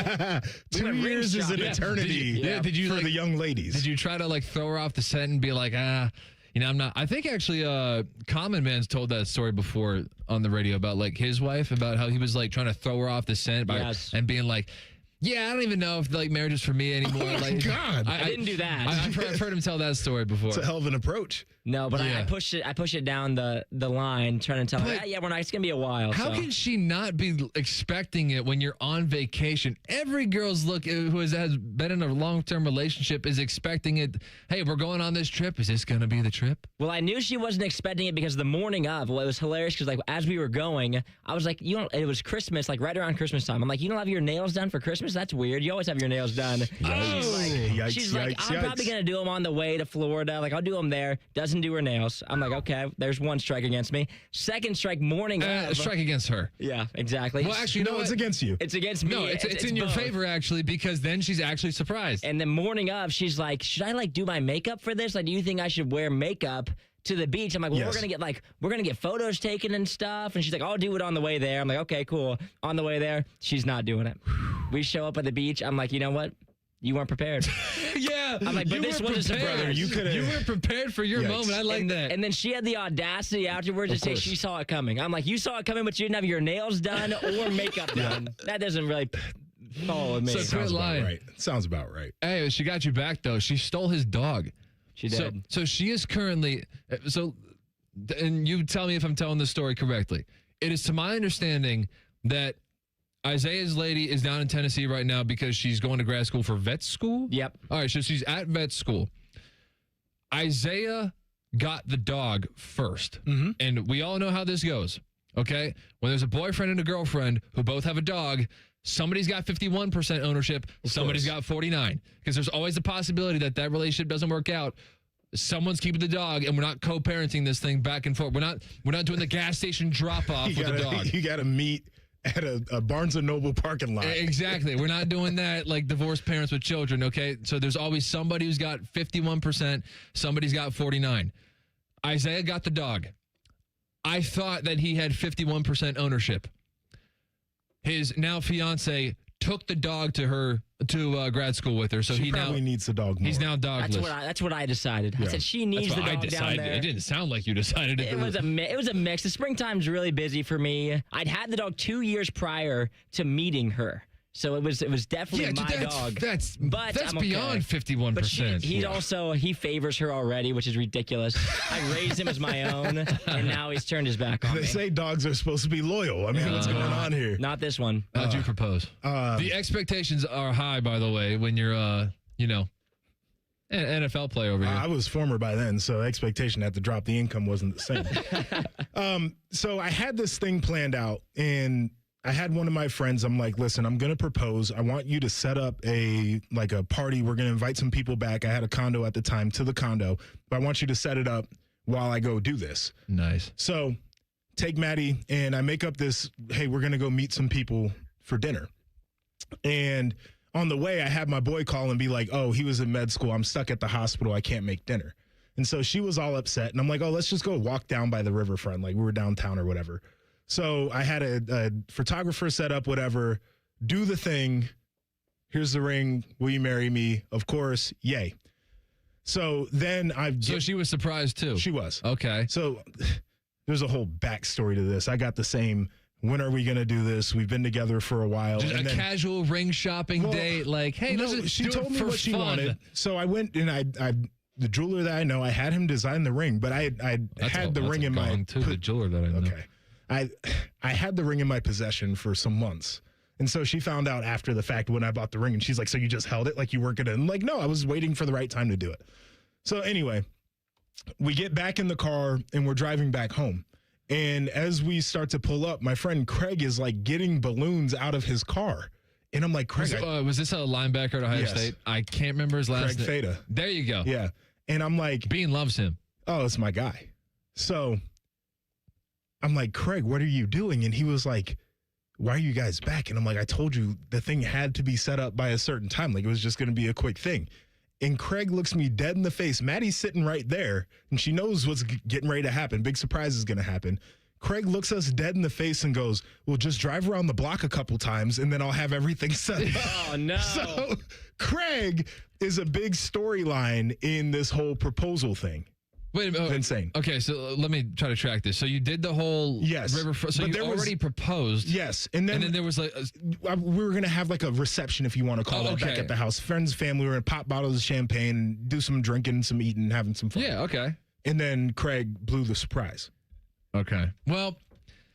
At that point, you got the big surprise in. Yeah, I mean, the thing happened. You're 1 for 2. And then, we had the drinks. The bottles were popped. So it was fine. Like you pulled up to your house and just like the doors open and like people are walking in and out, like not ready? The garage door was wide open. And Craig's grabbing stuff out of his car. Oh, no. Just like pallets of drinks and whatnot. Chick-fil-A nuggets. Yeah. Oh, you had everything catered? Yeah. God dang. All right, Isaiah, we'll get to your homework assignment next. Stick around. 2 minutes. We'll be back. Fan Sports Sunday. Get Eco. Aaron, when we say same-day furnace installation, what does that mean exactly? It means if you call us in the dead of winter because your furnace has died, we will install a new furnace the same day. Get Eco. So by same day, you mean like the next day, but within 24 hours? No, Jerry, the same day you call. How can we do that? Do we really have furnace techs just sitting here waiting for emergency calls? Yes. And we have a whole warehouse full of different furnaces, so we'll have one ready to go no matter what you need? Yes. And we have extra trucks in the fleet, just parked and ready to be loaded at a moment's notice? Yes. How do we do that? Jerry, how could we not do that? If your heat goes out in the middle of winter, that's an emergency. So we'll be there the day you call. Get Eco. We should install a pole the guys can slide down, like firefighters. No, Jerry, and please don't suggest that in front of the team. Get Eco. GetEco.com. You know a thing or two about the moments in life that matter. You've seized those moments to embrace joy, accomplish great things, and build meaningful relationships. Is it time now to sit back and reflect on a life well lived? Maybe. Or maybe there's more to be done. Maybe this is the most important moment you've encountered yet. By volunteering with AmeriCorps Seniors, you can seize the moment, lend a hand, and get back more than you give. We connect you to local volunteer organizations with opportunities that fit your schedule and match your interests. Through AmeriCorps Seniors, you can support people in times of need and make your community stronger. You can become a companion to your older neighbors, brightening their days with friendship. You can even become a mentor for young people, serving as a role model and enriching their lives. Are you ready to seize your moment? Visit AmeriCorps.gov/yourmoment and get started today. The radio couldn't contain us, so we've taken over YouTube. Catch Morning Juice weekday mornings at 6 by searching 971 The Fan. Do it. Your go-to destination for Buckeye football talk all year round. This is Fan Sports Sunday. The Browns are targeting Travis Switzer, or maybe he already got hired at this point. I don't even know. But nice. Yeah. All right, 3, 2. Okay, wait, we got to do it TV style. Coming down in 3, 2, 1. The Browns are looking to bring in Travis Switzer with Todd Monken to be the OC. He was the run game coordinator there. I don't know what run game coordinator means as far as like what his day-to-day is, or if he's literally only allowed to talk about run game stuff. So I'm trying to figure out the delineation between run game coordinator, pass game coordinator in college and the NFL. Because in college, I feel like that is just a way to get guys raises and to get them more notoriety. Yeah, right? It sounds like one that's just a title. It is very titular. Like there's not really titular. Whoa. Go ahead. There's not really a lot that comes in terms of responsibility. Like, you get your run game, you make your pitches, whatever, but like the real OC is doing the thing. Yeah. In the NFL, I do think there's probably a little bit more responsibility that comes along with it. But once again, it feels like a way to just be like, oh yeah, like this is our guy. Like, want to make this guy feel special. We want him to be around. Yeah, and so like if they're talking about pass plays on the headset during a game, does he have to turn his mic off or something like that? Like I don't know. But he'd be like, "You shut up." Yeah, it's a pass play. Yeah, Travis. But Travis Switzer did not have a Wikipedia page prior to this week. He now has one, so you can look up all of his accreditations there. Isaiah, we discussed Joshua's homework assignment earlier in the first hour of the show. And as the second hour, I gave these guys the homework assignment of come up with 3 to 5 positive memories from the Super Bowl. It could be some from the game. You're a Browns fan, so I don't know if I doubt you're going to have many positive experiences from the Super Bowl game itself. Damn. Maybe just a lot of hating from me on this one. I guess so. Maybe just some great stories from parties, maybe some commercials you liked, whatever, and then come up with a negative one. What are some of your favorite memories from the Super Bowl? So one of my favorite memories was back in 2021. I was working at the time at the Fan in Indianapolis. And I was working on the morning show there. So one thing that was really exciting was the morning after the Super Bowl, I get to go and be on the radio afterwards. That was really exciting. But the best part about it for me was watching all the old heads kick the crap out of the Chiefs. It was fantastic watching AB, Gronk, Tom Brady get the dub. I'm not a Tom Brady guy. I didn't like the Pats, but I loved watching them beat the new school Chiefs at the time. Just seeing like Leonard Fournette running the ball. I felt like it was a bunch of old dudes playing like the young, fun studs. And coming into the game, the Chiefs were the favorite coming in against Tom Brady in the Super Bowl, which was insanity to me. And so that was a great Super Bowl memory for me. That Buccaneers team was this weird hybrid of, like you said, like being a retirement home / a super team. Because there were a bunch of dudes who were like, definitely past their prime, but still were amazing, all on the same team, just kind of the whole Antonio Brown thing. Like, he had a lot of talent. He just like couldn't stay on the field for many different reasons. And then shortly thereafter, disrobed himself and ran off the field at MetLife the next season. That brain needs to be studied. That's a cliche statement, but for him, it's actually legit. No, for sure. We need to find out what was going on. I also think it's one of the laziest things ever to just say, like, Vontaze Burfict, like, knocked him silly or whatever. I don't know. With all the football that he played, you think that one, like, we can trace it all back to Vontaze Brother, Burfict? he's got a strawberry twist lemon smoothie up there. Like, there's nothing going on. I'll say this too about that Buccaneers team. between the NFC Championship game and the Super Bowl. I'm not trying to devalue because 31-9. I'm not trying to devalue. Go ahead and just say it. Just 31-9 is 31-9. They played 4 backup offensive tackles. The Packers were on both backup tackles, and so were the Chiefs. And those guys were headhunting back there because they were way more talented. So you just want to be that guy? No. I'm just take away people's achievements. We're just telling stories. Isaiah, tell your second story. Second story I've got. This was, and this is going to sound similar to Cole never being invited to a wedding. My first Super Bowl party was not very long ago. It was in 2023. Because prior to that, I always watched it with my family every year. We would always travel and watch the Super Bowl. So in 2023, it was the first Super Bowl I had not watched with my family, which was also when the Bengals were playing in the Super Bowl.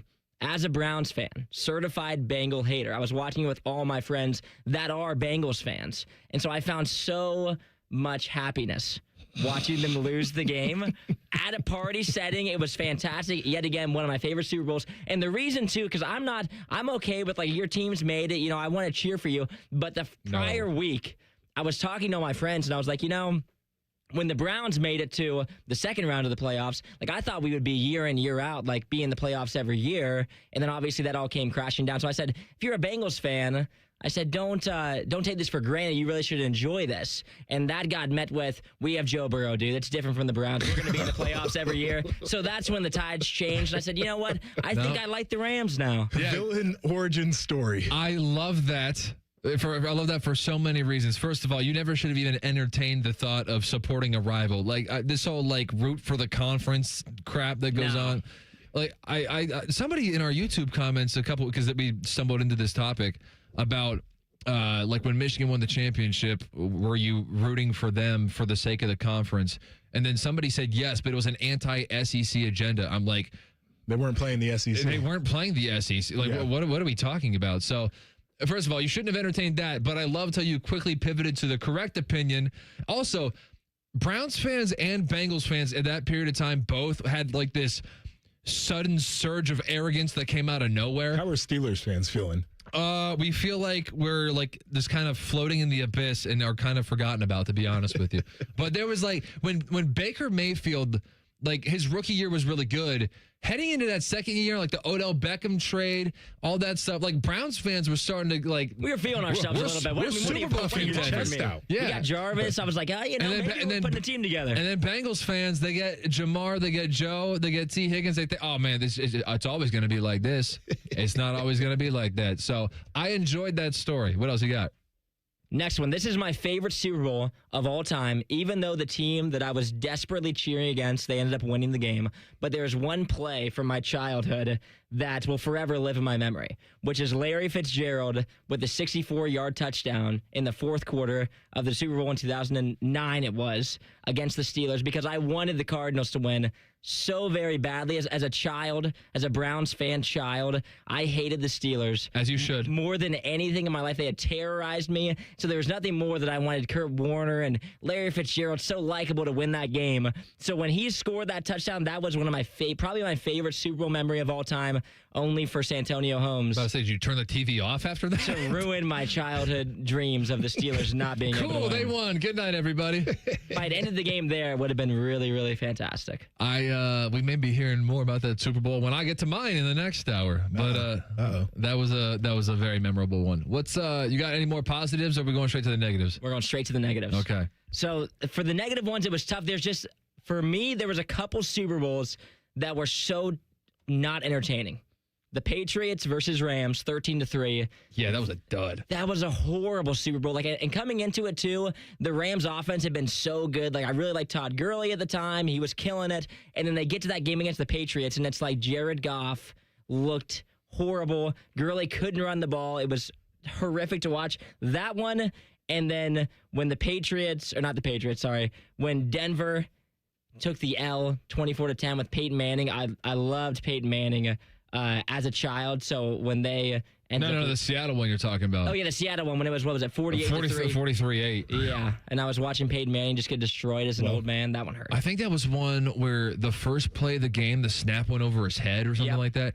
By the way, that Super Bowl was weird for logistical reasons.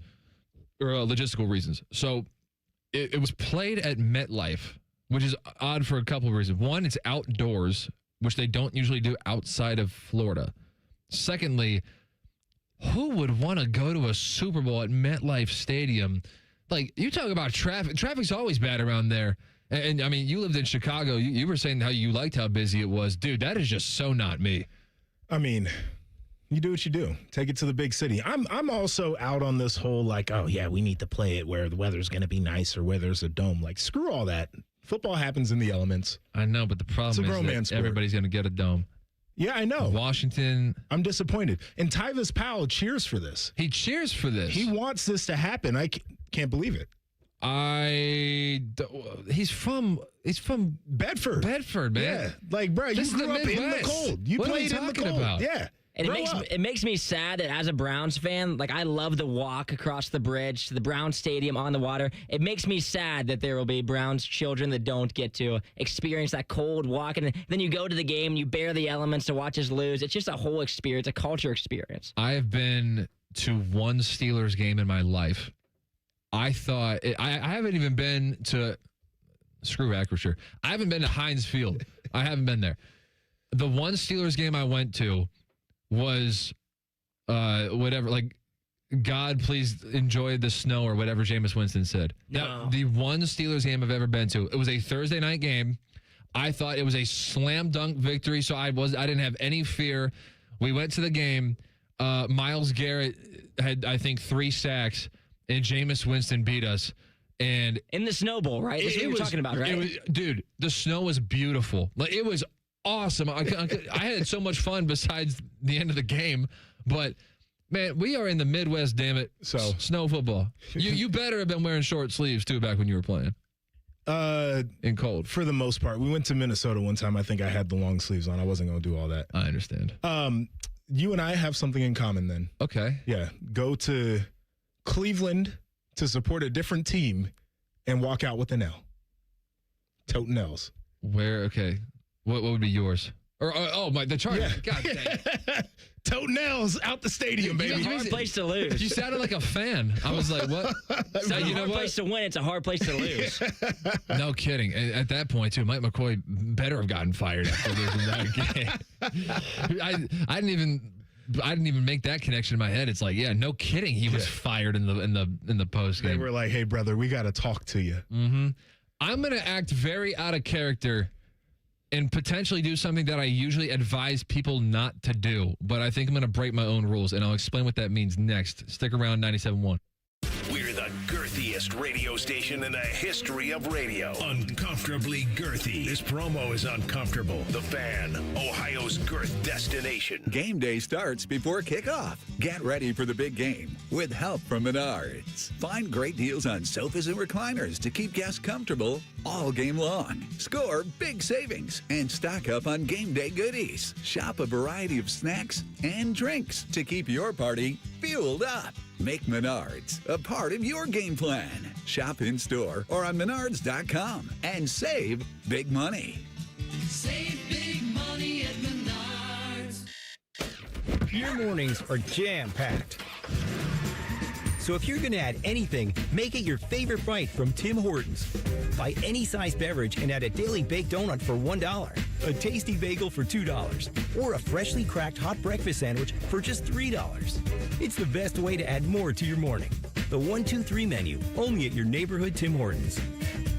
At participating U.S. restaurants, must ask for offer in restaurant. Tax extra exclusions and terms apply at timhortons.com/offer-terms. Hey guys, 13-year NFL veteran and Super Bowl champion Jason McCourty here, and I'm the Innovation Ambassador at FAIR, Food Allergy and Research Education.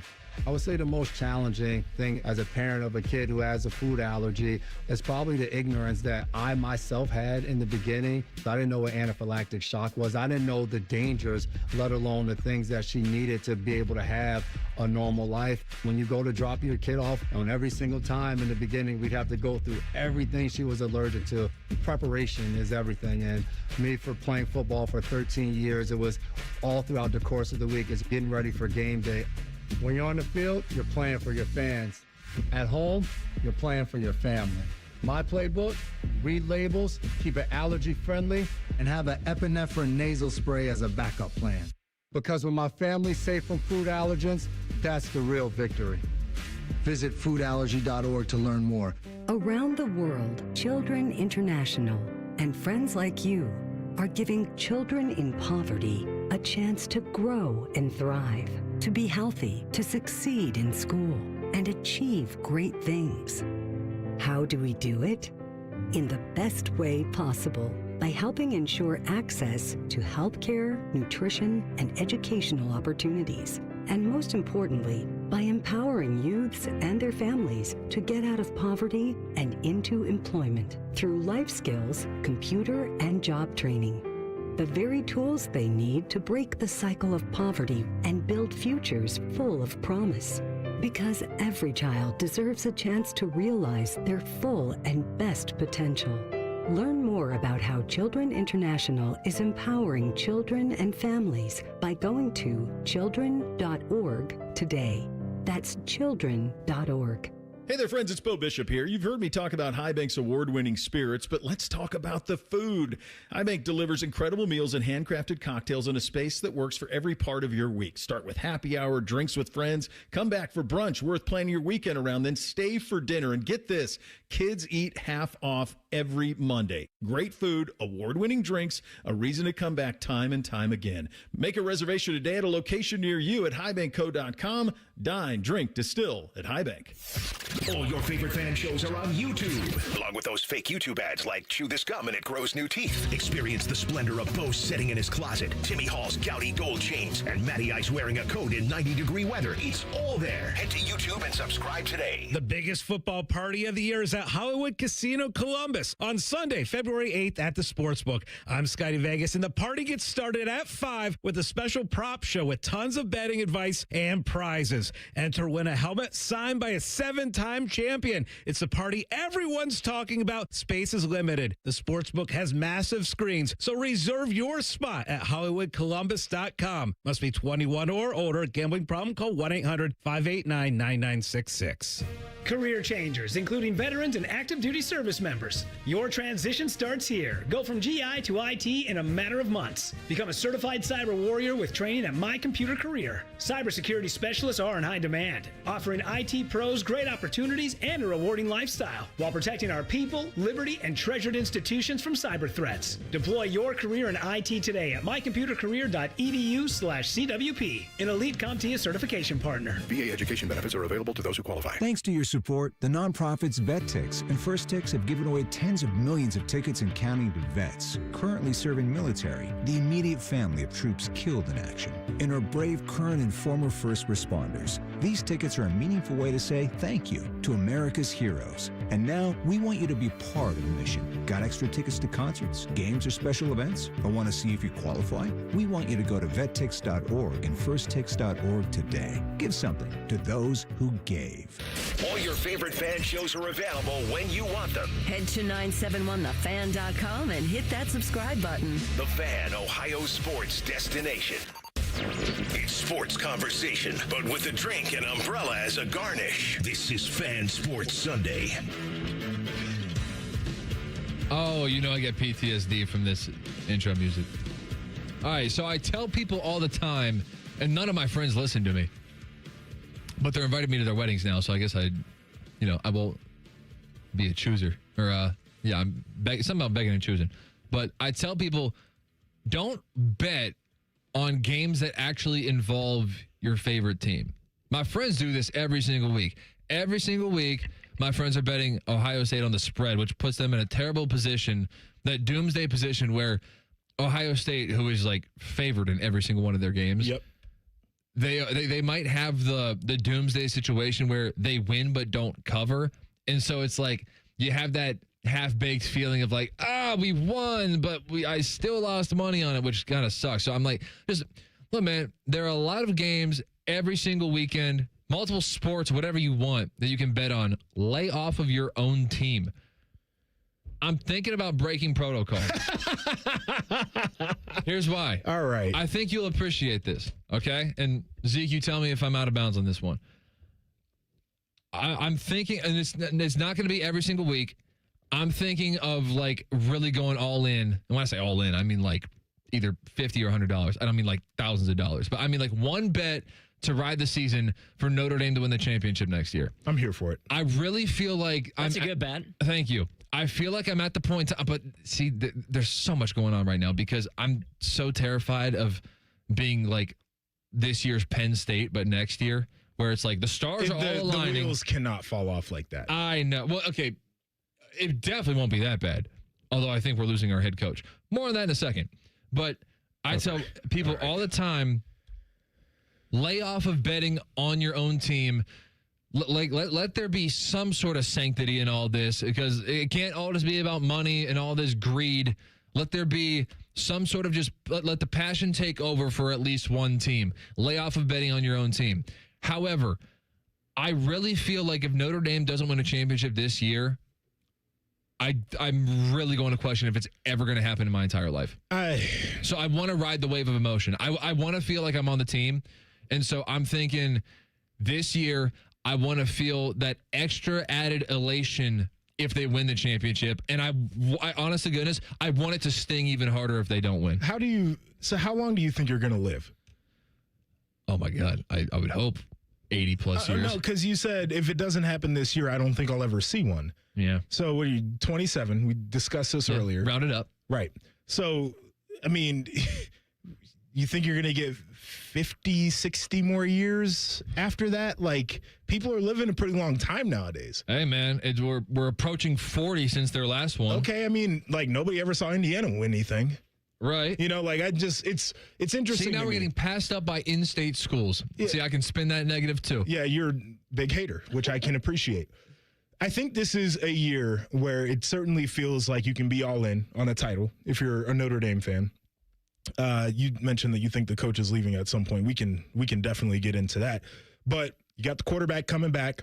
Obviously, running back is going to be a question, but I think that they've stocked up pretty well at that position. Should be good across the offensive lines. And I think their wide receiver group is going to be one of the top in the country. Certainly was better last year than it was the year before. I think they're going to take another step. I think on defense, you're going to have a lot to work with. Now, there are some questions. Coaching staff has turned over on the defensive side of the ball. A lot. You know, the DB coach, gone. Linebacker coach, gone. Right? So I think there's one more. Max Bull is out, too. Well, yeah, I know. They moved Al Washington from D-line to linebackers after Max Bull left for Michigan State. Yeah. And then Al Washington went down to Miami. So now we got all three levels done. But you got year 2 of Chris Ash, who I played for, was very good. And I know at the beginning of the year, y'all were a little bit disenfranchised with. Oh, he was Chris Ash for a little bit there. Yeah, well, he's fine now. Was he? Or did it just take a second for things to get on track because he's a new coordinator and everybody wants to microwave a damn defense? Well, when you can't do that. Games are Miami and A&M, you don't have time. Which is fine. That's not his fault. Talk to your people who do schedules and tell them not to do that again. Yeah. That was dumb. Well, here's the problem. We don't play in a conference, so we kind of need to front load our schedules. Well, I mean, I guess you do. But the reality of the situation is I think their defense is just going to step on the field and be really good immediately instead of taking like 3 or 4 weeks to get on track. So, yeah, I would be all in. But this idea of they don't win it now, I'll never see it again, that's drama. You're drama, and you need to peel back the drama a little bit. So Notre Dame, when they made the championship a couple years ago against Ohio State, they had a lot of freshmen on the field. Yeah, they did. They had a lot of injuries that year, and they made it really far with a lot of freshmen seeing a lot of time. So this is going to be year 3 for a number of players on Notre Dame. So that's where the experience comes in. It's also year 2 for C.J. Carr. I love that Notre Dame isn't doing the quarterback transfer shuffle that a lot of other schools are doing, that they were doing themselves for a few years. And so the defensive line was a huge issue for Notre Dame last year. Yeah, they couldn't rush. They got pushed around, and they were not rushing the passer. You want to hear my theory on that? I'd love to. Love Notre Dame. Love the guys over there on, the whole deal. Gotten no Marcus forever, but with the NBC connection, we get to spend a lot of time over there. When you're a pass rusher, you have to be partially insane, or you have to have an extreme desire to feed your family. And I feel like the Notre Dame culture doesn't lend itself to that. They got a lot of good kids over there. And I think they need to get a couple crazies up front to really get that thing back rocking. Yep. That's part of the thing. The profile of the type of kid, I think, factors into how they rush. The type of family that they come from, we need some... Well, and I'm not saying that everybody needs to be from the trenches. I think you need guys... Dion said it. He says he wants 2-parent families on the offensive line. He wants 1-parent families on the D-line. He's wrong on that, though, because I think you can, you know, Joey Bosa, Nick Bosa, right? Like, they didn't come from the trenches. You need guys who steal for necessity or steal for fun. The guys who steal from necessity are the kids who came from the trenches. Like, I got to go in here and I got to get some Kraft mac and cheese and stick it in my jacket because I'm not going to have dinner. Yeah. The steal for fun guys are like I see this video game and sure I could buy it, but I like the thrill of walking out of the store with some merchandise I didn't pay for. You need a mixture of those types of guys. I get that. And that's... And every single school lowers their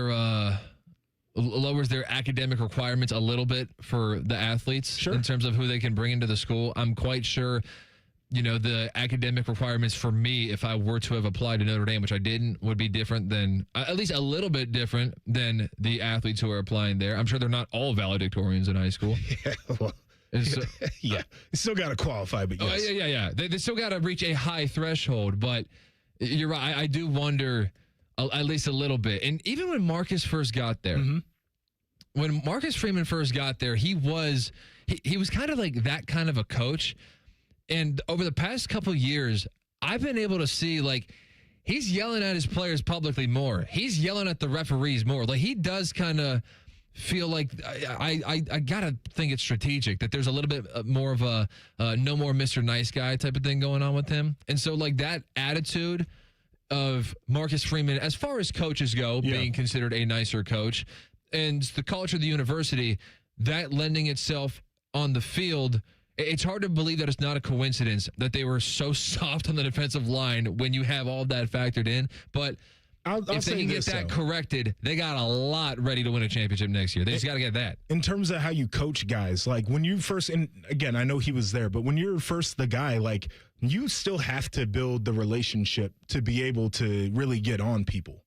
Like, I don't think you can come in day one, unless you're Urban Meyer, which he did at Ohio State, came in day one and was dog cussing everybody. But he came in toting 2 national championships. You can do that. Yeah. Marcus, in his first job, even though he was around, like, you got to build a little bit of rapport and credibility with the guys. And then once you have that relationship, you can start dog cussing them because they know, oh, he loves me. He's just wanting me to get better. If you come in the door and you're just like, I'm going to be a tyrant, that's how you lose a locker room kind of quick. How much do players actually need motivated? Because we've been hearing this and with the coaching cycle in the NFL and all this stuff, when it's like certain candidates come around. Like, I remember Aaron Glenn last year was like, oh, he's a motivator. And I'm like, you're bringing in a motivator, like, because shouldn't players be motivated enough as it is, just because, first of all, there's like physical risk where if you're not ready to go, you're going to get hurt? Yeah, I mean, that's pretty bad. I'll say this, like, the NFL, motivation to me is a secondary thing.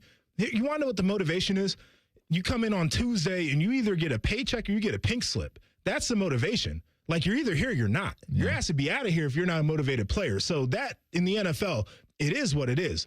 In college, you're still dealing with young people, even though they're getting paid now, where, oh, I've got class and my girlfriend sent me a Snapchat that I didn't like and whatever's going on in the world. And you got to get these guys, like, focused and ready to be on task all the time.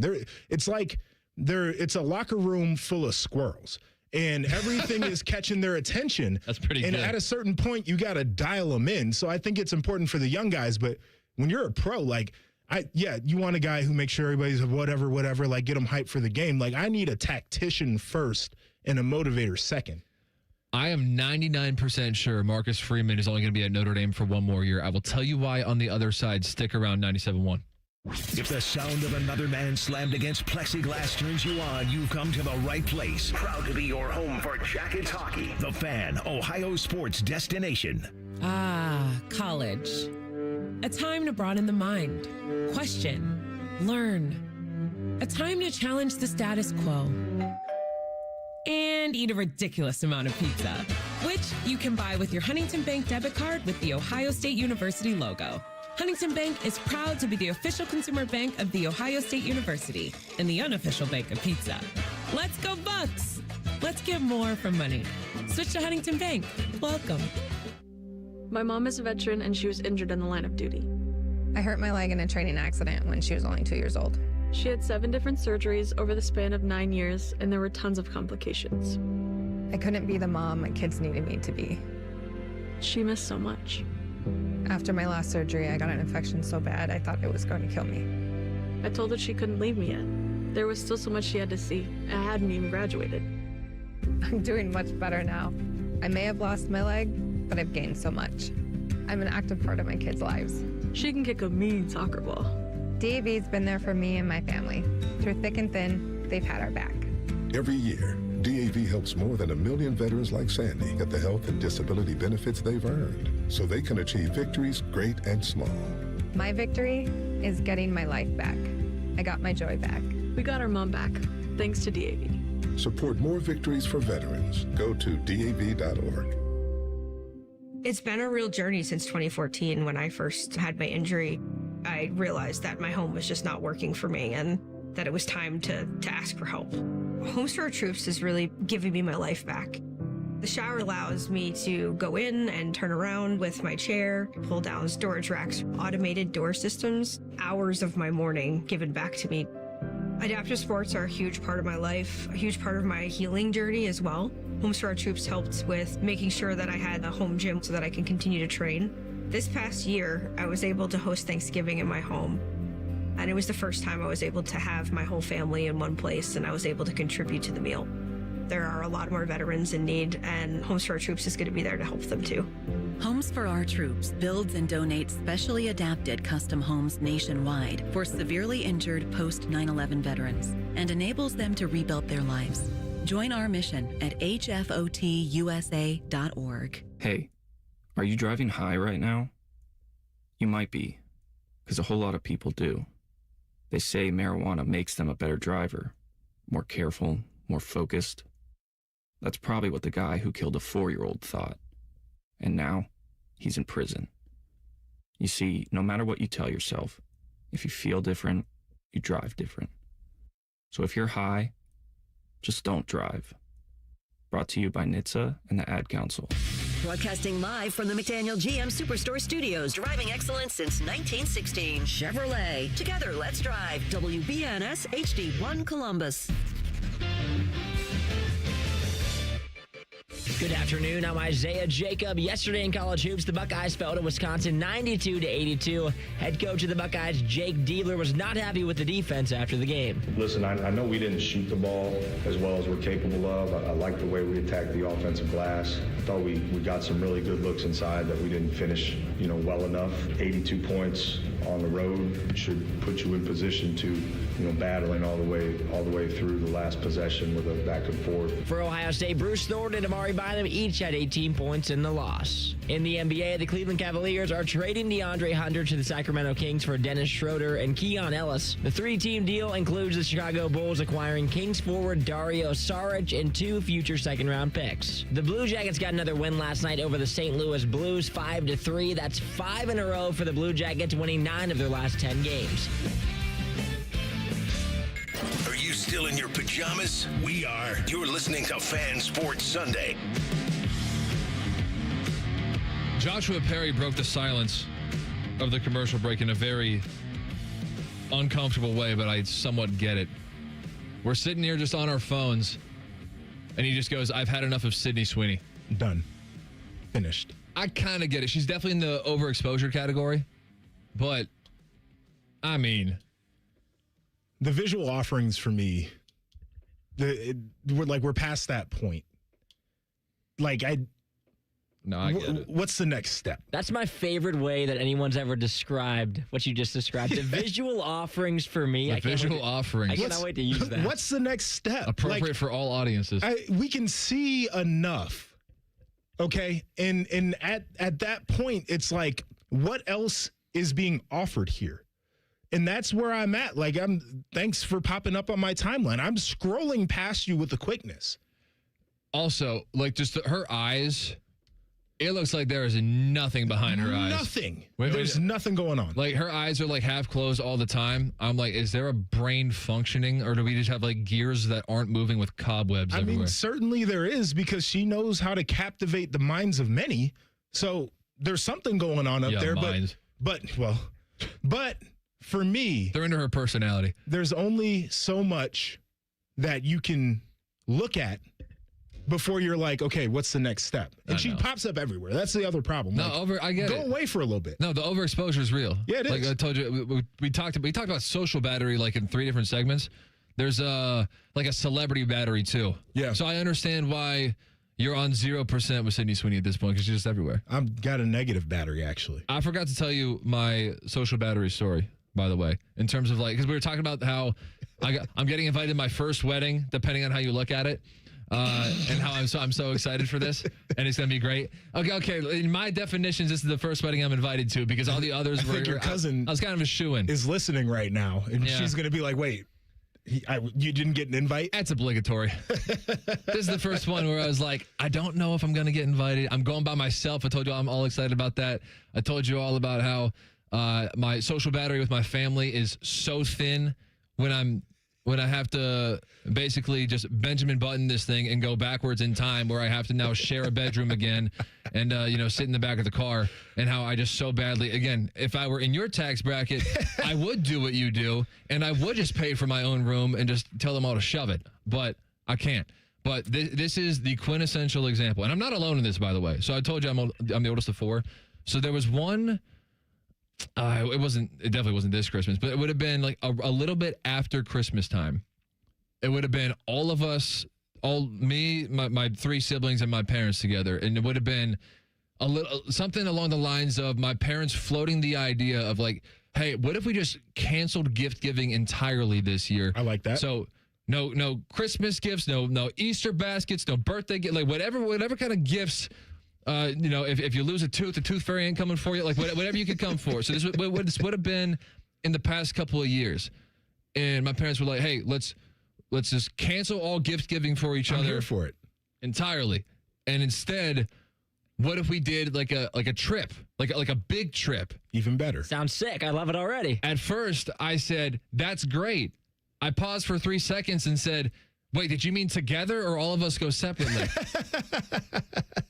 She's like, no, I meant together. And I'm like, all of us go separately. Like, well, I thought like if I go on vacation with my friends and like that was like my yearly gift, because I've done that before. I've been to Europe with my friends. I had a great time. It was amazing. And then I went to Dallas with my friends the next year. It was great. And so I was like, wait a minute, did you mean like we all go together? And she was like, yeah. I'm like, let's not cancel Christmas. So and my sister agreed with me. Get the gift. Yes. So we had a split. We had a split in the family. 2 of the kids said, that sounds great. Let's go to because my family's like Irish and like my parents have my dad definitely has always wanted to go to like Ireland. And so like that probably would have been like the initial thought of where to go. And my brothers are like, oh yeah, let's do that. And then me and my sister are like, wait, like together or like with our friends? So there you go. We have my social battery is thin with my family. In our family, we've basically gotten rid of the gift giving, and now that I have children, of course, they get to open up a bunch of stuff. But there is a stress and an anxiety of trying to do gifts, and the thing that children do that I feel like adults need to do a much better job of is children will hand you a list of about 50 things that they would be ecstatic to receive as a gift. And as adults, we do this whole, oh, don't get me anything. Nah. Well, I'm going to get you something, and I want it to be a gift that you would actually like. Yeah. So don't make this a scavenger hunt for me. Don't make me have to read clues. I don't want to read between the lines. Tell me exactly what you want so I can get it to your specifications and you can enjoy it. I don't want to waste money guessing on what I want to get you for a gift. This year, I did the stereotypical, it's like a punchline of a joke. The whole like, oh, when you're older, it's just all, socks and boxers. Guess what I asked for this year? Socks and boxers. Got both and was happy about it. Listen. Well, it's because what's the difference is when you're an adult, you want gifts that make your life easier. Yes. And when you're a kid, your life can't get any easier. Because you don't have any responsibilities. Exactly. You don't have any responsibilities. So it's like, I would so greatly like to ask, hey, can I get like a month's rent? Like, can you just, but like, that's an unreasonable. Pay my bills for a month, please. That's what I want.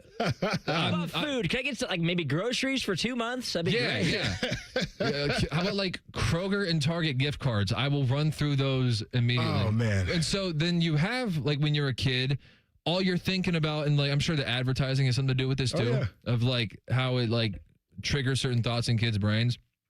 It's like everything's just a luxury item. Right. It's like because with us, like we're adults, and so we have like certain things where it's like I would like to just not worry about that. Right. Hey, pay a month's rent for me this month. That'd be fantastic. That'd be a great Christmas gift. Not gonna ask that of people, but like that's something that I would want. It sounds like you want to be a sugar baby. That would. Oh my gosh, sure. If it's Genie Bus or like, I've said that before. Not in Columbus. I've said that in St. Louis. But Genie Bus, I'm in. Oh my God. But amazing. It's definitely different with kids because all they want is just stuff. All they want is everything. Totally fine. By the way, are you at the point in life? Because I've noticed this. If parents didn't have kids, they wouldn't have anything to talk about with each other. Are you already at the point in life? And this is an age test. Have you reached a point in life where you're realizing, oh, I need these kids for like conversation fodder because we wouldn't have anything to talk about with people. No, I mean, we do spend a lot of time talking about the kids, but we're still in that phase of life where our friends are messy enough that we can have conversation about that. I've got one friend, our work friends, one friend in particular who is he does everything the opposite way of what he should do. Okay. So, he takes a solo trip overseas in a time where he's a month away from not having a job. He has not had his contract renewed at a job. So he's panicking while he's overseas and giving me a play-by-play of this whole thing. That is something that we get to talk about. My wife is friends with this woman who she's known since elementary school, and this woman's getting ready to get married. And the friend group who is going to be involved in all of the different, bridal whatever stuff is a mess. And so we have conversation about that. So as long as we have messy enough friends, there will never be things to run out of to talk about. So there's still gossip. Plenty of it. Oh yeah. And I'm a reality TV fan, so like this already plays into what I like to watch anyway. My friends are a reality show. What's the Peacock show that you wanted to be a part of? The Traders? Yeah. Oh yeah. Yeah. I was suggested that I try to participate in that, and I said I know a guy who knows a guy. I want to be in it. So I have no idea what it is. It's a lifelong dream of mine to be on a reality show or a game show. You could have done the Love is Blind, Ohio. I know 2 people who are going to be on that. They are. I know multiple people in these offices who know multiple people on those shows. So how about that? So it's apparently some of them like to stroll around Bridge Park. So maybe I've ran into them at some point in time. I don't know. But I'll explain to you on the other side why Marcus Freeman's only going to be at Notre Dame for 1 more year. Just keep kicking the T's down the road. Stick around 97.1. The sound of Paul Keel's calling a Buckeye game is erotic. Oh, yes. Your home of the Buckeyes, the Fan, Ohio sports destination. I love Right Pack Credit Union because they're solution driven. I feel valued as a member. They're focused on the latest technology and the personal connections. Experience benefits that go beyond banking with Right Pack Credit Union. Just ask our actual members. I definitely recommend Right Pack to all my family and friends as a credit union of choice. Visit one of our Columbus area Right Pack Credit Union member centers near you. Based on individual members' experiences, results may vary. Looking to sell your home? Don't pay 6% commission. Call my guys at Sell for 1% Realtors. They're full service, not a do-it-yourself kind of thing. On average, customers save over $10,000. Give them a call, 614-451-6616. That's 451-6616. At Babs R Us, we believe home improvement is life improvement. As the Midwest's fastest growing 5-star bathroom remodeler, we're more than just transformations. We're a community driven by a mission to bring your dreams to life. Our installation team, part of the Babs R Us community, isn't just skilled. They're dedicated to respecting your home. Each day, they bring craftsmanship and hustle, turning your dream space, no matter the size, into reality. Together, we embrace a culture that values diversity, collaboration, and giving back. From supporting local projects to fostering a workplace where every voice is valued, Babs R Us is more than a company. It's a community of experts. We're also expanding locations to create more possibilities for homeowners across the Midwest. Wherever you are, you'll find us ready to turn your dreams into something you can see, feel, and enjoy every day. Right now, get $1,500 off a shower or tub replacement or $3,000 off a full bathroom remodel. Plus, low to no monthly payments. Call 380-225-BAB to schedule your free estimate or go to babsrus.com. Babs R Us, where dreams soak in. Hey there, Jane Lynch here. You want to hear something funny? Too bad. You want to hear something uplifting that will inspire you? Good. Because today, I want to talk to you about Direct Relief, a humanitarian organization that does seriously good work when it counts. Fires, hurricanes, earthquakes. When disaster strikes, Direct Relief immediately shows up with medicines, medical supplies, and everything doctors and nurses need to save lives. Let's ship her out! Every day across the United States and around the world, they're making an enormous difference. If someone needs help, Direct Relief helps. No politics, no red tape. Hey, what you doing over there? Oh, I'm packing insulin for kids with diabetes. See, every box here is literally a lifeline for someone in critical need. So check them out at directrelief.org. You might just bring a smile to someone's face. Hi, I'm Connie Britton. I support Feeding America because they help provide over 6 billion meals to people in need each year. Learn more at feedingamerica.org. Feeding America, 200 food banks strong. The Jackets hit the road for a battle with the Devils. Live fan coverage starts Tuesday night at 6:30. Sponsored by Atlas Butler Heating and Cooling. Proud to be your flagship home of the Columbus Blue Jackets, The Fan. Great Lakes Hyundai. The savings are so good. Don't start the new year with the same old ride. Right now, score low lease payments on all 2026 models, like $149 a month for a brand new Elantra or $159 for a new Sonata. Hurry in and kick off the new year right. Columbus or Dublin or glakeshyundai.com. With proof credit, $39.95 down plus tax, title, and fees. 2-year lease with 10K miles per year. New Hyundais come equipped with owner assurance and America's best warranty. A 10-year, 100,000-mile powertrain coverage. Ends 2/2. What does it mean to give 100%? It means giving everything you've got, every single day. That's why the V Foundation gives 100% of every dollar donated directly to cancer research. So no matter what you give, we give 100% for life-saving research victories, 100% to making new discoveries that lead to innovative treatments, 100% to groundbreaking cancer research that could one day save someone you love. We know cancer research is working. Over the last 30 years, an estimated 4.5 million lives have been saved thanks to game-changing research breakthroughs. But there is more work to do. That's why the V Foundation gives 100% of every dollar donated directly to cancer research. We will always give 100% to accelerate victory over cancer. Don't give up. Don't ever give up. Donate today at v.org. Your child is sick. With those 4 words, the innocence and joy of childhood disappears. But Starlight has taught us 4 other words that make all the difference. The power of play. Happy kids heal faster. That's why Starlight Children's Foundation delivers happiness through gaming, toy deliveries, and more to hospitals across the country. Learn more at starlight.org. Fan weather. From the Logan AC and Heat Services Weather Center. We are tracking a mix of clouds and sunshine here for your Sunday, but still some very cold temperatures with highs only in the upper teens here for this afternoon. Looking ahead to tomorrow, we are tracking a slight warm-up with highs back in the upper 20s. Now with that will come some clouds and even the chance for a few scattered snow showers. A better chance of light snow will right here for Tuesday, mainly south of I-70. And that's a look at your 10 weather impact forecast. I'm meteorologist Aaron White here on 97.1 The Fan. There's nothing Bo Bishop can't do well, except find competent co-hosts. Bishop and Friends. Weekdays from 9 to noon. The Fan. You're listening to The Fan. It's Sunday. We're a sports station, and we shall call it Fan Sports Sunday. I got one more thing on parenting.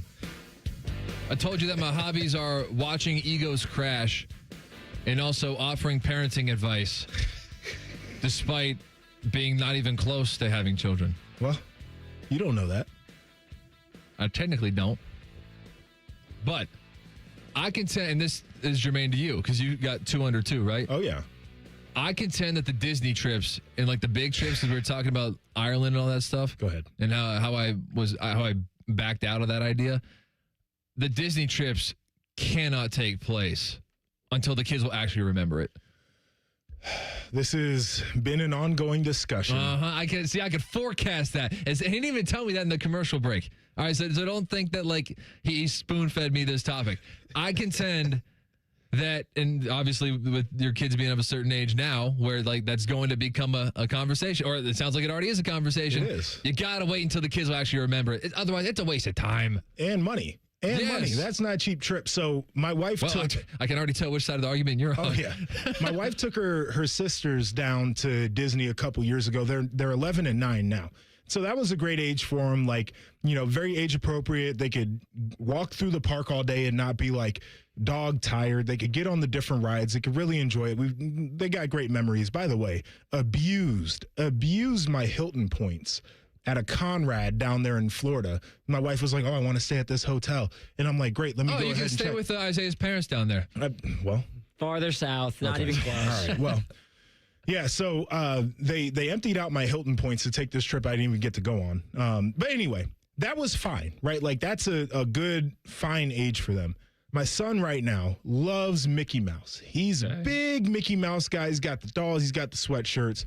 These things called Tony's. It's a box, and then you put like a little figurine on top of the box, and it'll tell you a story. He's got the Mickey Mouse one, so he's into it. But I was telling my wife, I'm like, we're going to have to make this trip 2 or 3 times if we take the kids now, because they're not going to get anything out of it. I'm like, this is for you, not for them. Oh, yeah. This is one of the lines that I really enjoy is, are we doing this for them, or are we doing this because this is something that we want? What kind of response is that line met with?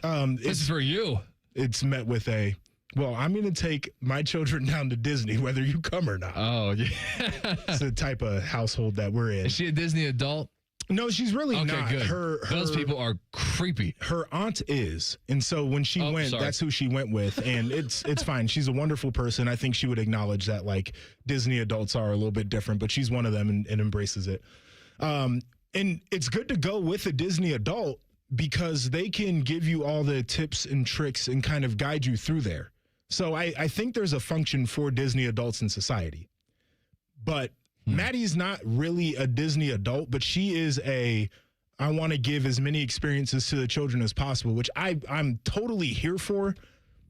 But they have to be able to, like, come back to Christmas when they're in their mid-20s and be like, remember that time we went to Disney as a family? Right. And 2-year-old James ain't going to be able to do that. Are you guys done it too?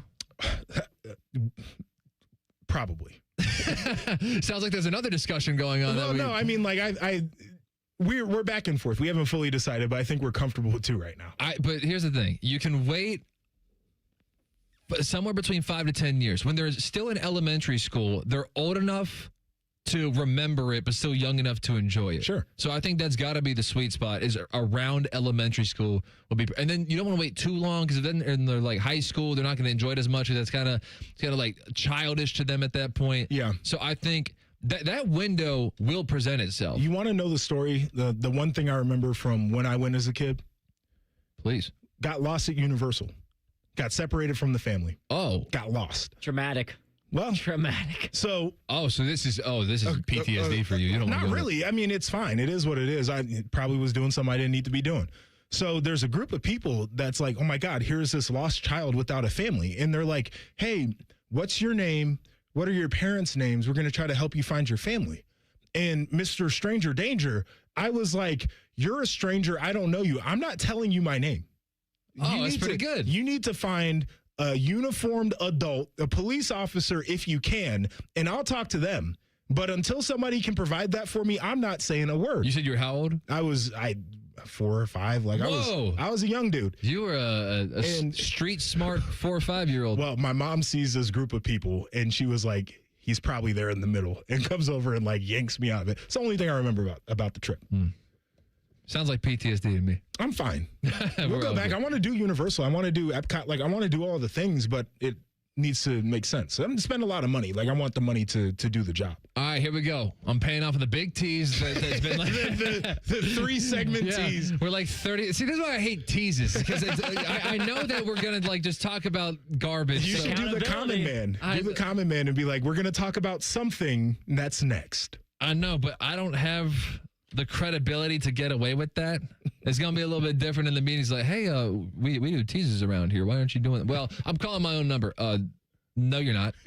So we'll do it anyway. But anyway, Marcus Freeman, who I believe is going to be coaching at Notre Dame for one more year, and that's it, as he kind of hinted when he tweeted at the end of the year, because obviously with Notre Dame being eliminated rather early, prematurely in my opinion, we can discuss that corruption at a later time. We sure could. But we have, this would have been back on December 29th, when there was discussions about, is Marcus Freeman going to be interviewing with teams? And when you're not an NFL employee, you can interview whenever you want. Sure. So he was free game all the way. But he made the declaration on Twitter, again, on December 29th, 2026, run it back, go Irish. That is a very temporary way of saying that you're staying at Notre Dame, specifically citing, I'm coming back for 2026. So You're you're reading too much into this already. No, I'm not. Yes, you are. I think. So what's he supposed to say? Forever run it back? Like, what do you want him to say? He said, well, just say, I'm staying. That's simple. Okay. All right. He's saying the 2026, run it back. And then so now we can get a little bit of insight, because a while back, Marcus Freeman, he had a end of the season press conference. Yeah. He was meeting with the media. I think he did it primarily to clear up the whole thing about what happened at the wrestling meet, but there was also football talk involved. So here is him admitting that he was talking to NFL teams, but what was he looking to get out of it? I think I heard your name mentioned 20 times yesterday when an NFL job opened up. I'm just curious, in your words, if you could share with us your plans for the immediate future. Head coach at Notre Dame, and individual recognition, individual success, NFL interest, those are all reflection of team success, right? And where this football program is. And you know, Pete, I've used some of the interest from the NFL to personally gain wisdom from maybe some of the GMs or the front office executives that you get a chance to talk to about your players, but also about what they view as a successful coach. Maybe it's an NFL coach, but what are some of the things they've seen that have made a coach successful in their organization or franchise, and maybe not so successful? And so I utilize these opportunities through conversations to gain knowledge myself, to be the best head coach I can be of the Notre Dame football program. I don't think he's lying. I think he's telling a half truth. I think everything that he said was the truth. I do believe that when he was talking to NFL GMs, that he was kind of taking inventory of just like picking the brains of supposedly smart football people. Or as we discussed earlier on the show, not everyone who makes it that far is necessarily smart. They just are perceived to be smart. Anyway, I do believe that he was kind of thinking, how can I take this discussion and apply it to what I do? Totally fair game. Okay. I can't get over this whole tweet about let's run it back for 2026. The damn tweet. Well, because here's the thing. No, there's no thing. There's not a thing. No. But coaching in the NFL, especially now, and I know that you're like the protector of, or you're one of the protectors of college football, along with Joe Collette, who is a liar. College football has never been better. Interest has never been higher. I believe that we are at the dawn of the golden age of college football. Is that a lie? We are at the worst age of college football. Okay, we had a new national champion for the first time since the 90s. How is that like not the dawn of a new age? Because like 90% of the roster played for a million teams already. Okay. But it's not as fun. We'll have this discussion later. But from the coaching angle, yes, the NFL is more appealing, period. And I have a family member who coached in both pros and college. I asked his wife, like, which do you prefer? Do you prefer being the wife of someone who's coaching in the NFL? Of course she's going to say and NFL. She's like, NFL. Yeah. And so it's easier. But I mean, Matt Patricia came. Everyone knows that, yeah. Arthur Smith came. I know. From like what? Is this Arthur Smith's first time being in college? Since a long time ago, I think. Yeah. And so Matt Patricia would have been like 20-something years. Sure. So I think it's a little bit different than someone who has been in college. Okay, if we're just naming names, Jeff Hafley, he left a head coaching job to go to be a subordinate in Green Bay. Nobody would willingly take the Boston College job unless they had a reason to be there. Like Bill O'Brien wanted to be close to the hospital. Right. He's familiar with the area. But yeah, I mean, I get it. I get what you're saying. But here's the reality of the situation. Notre Dame is one of these jobs that I don't think you just, unless you're Brian Kelly, and you're a small stupid person.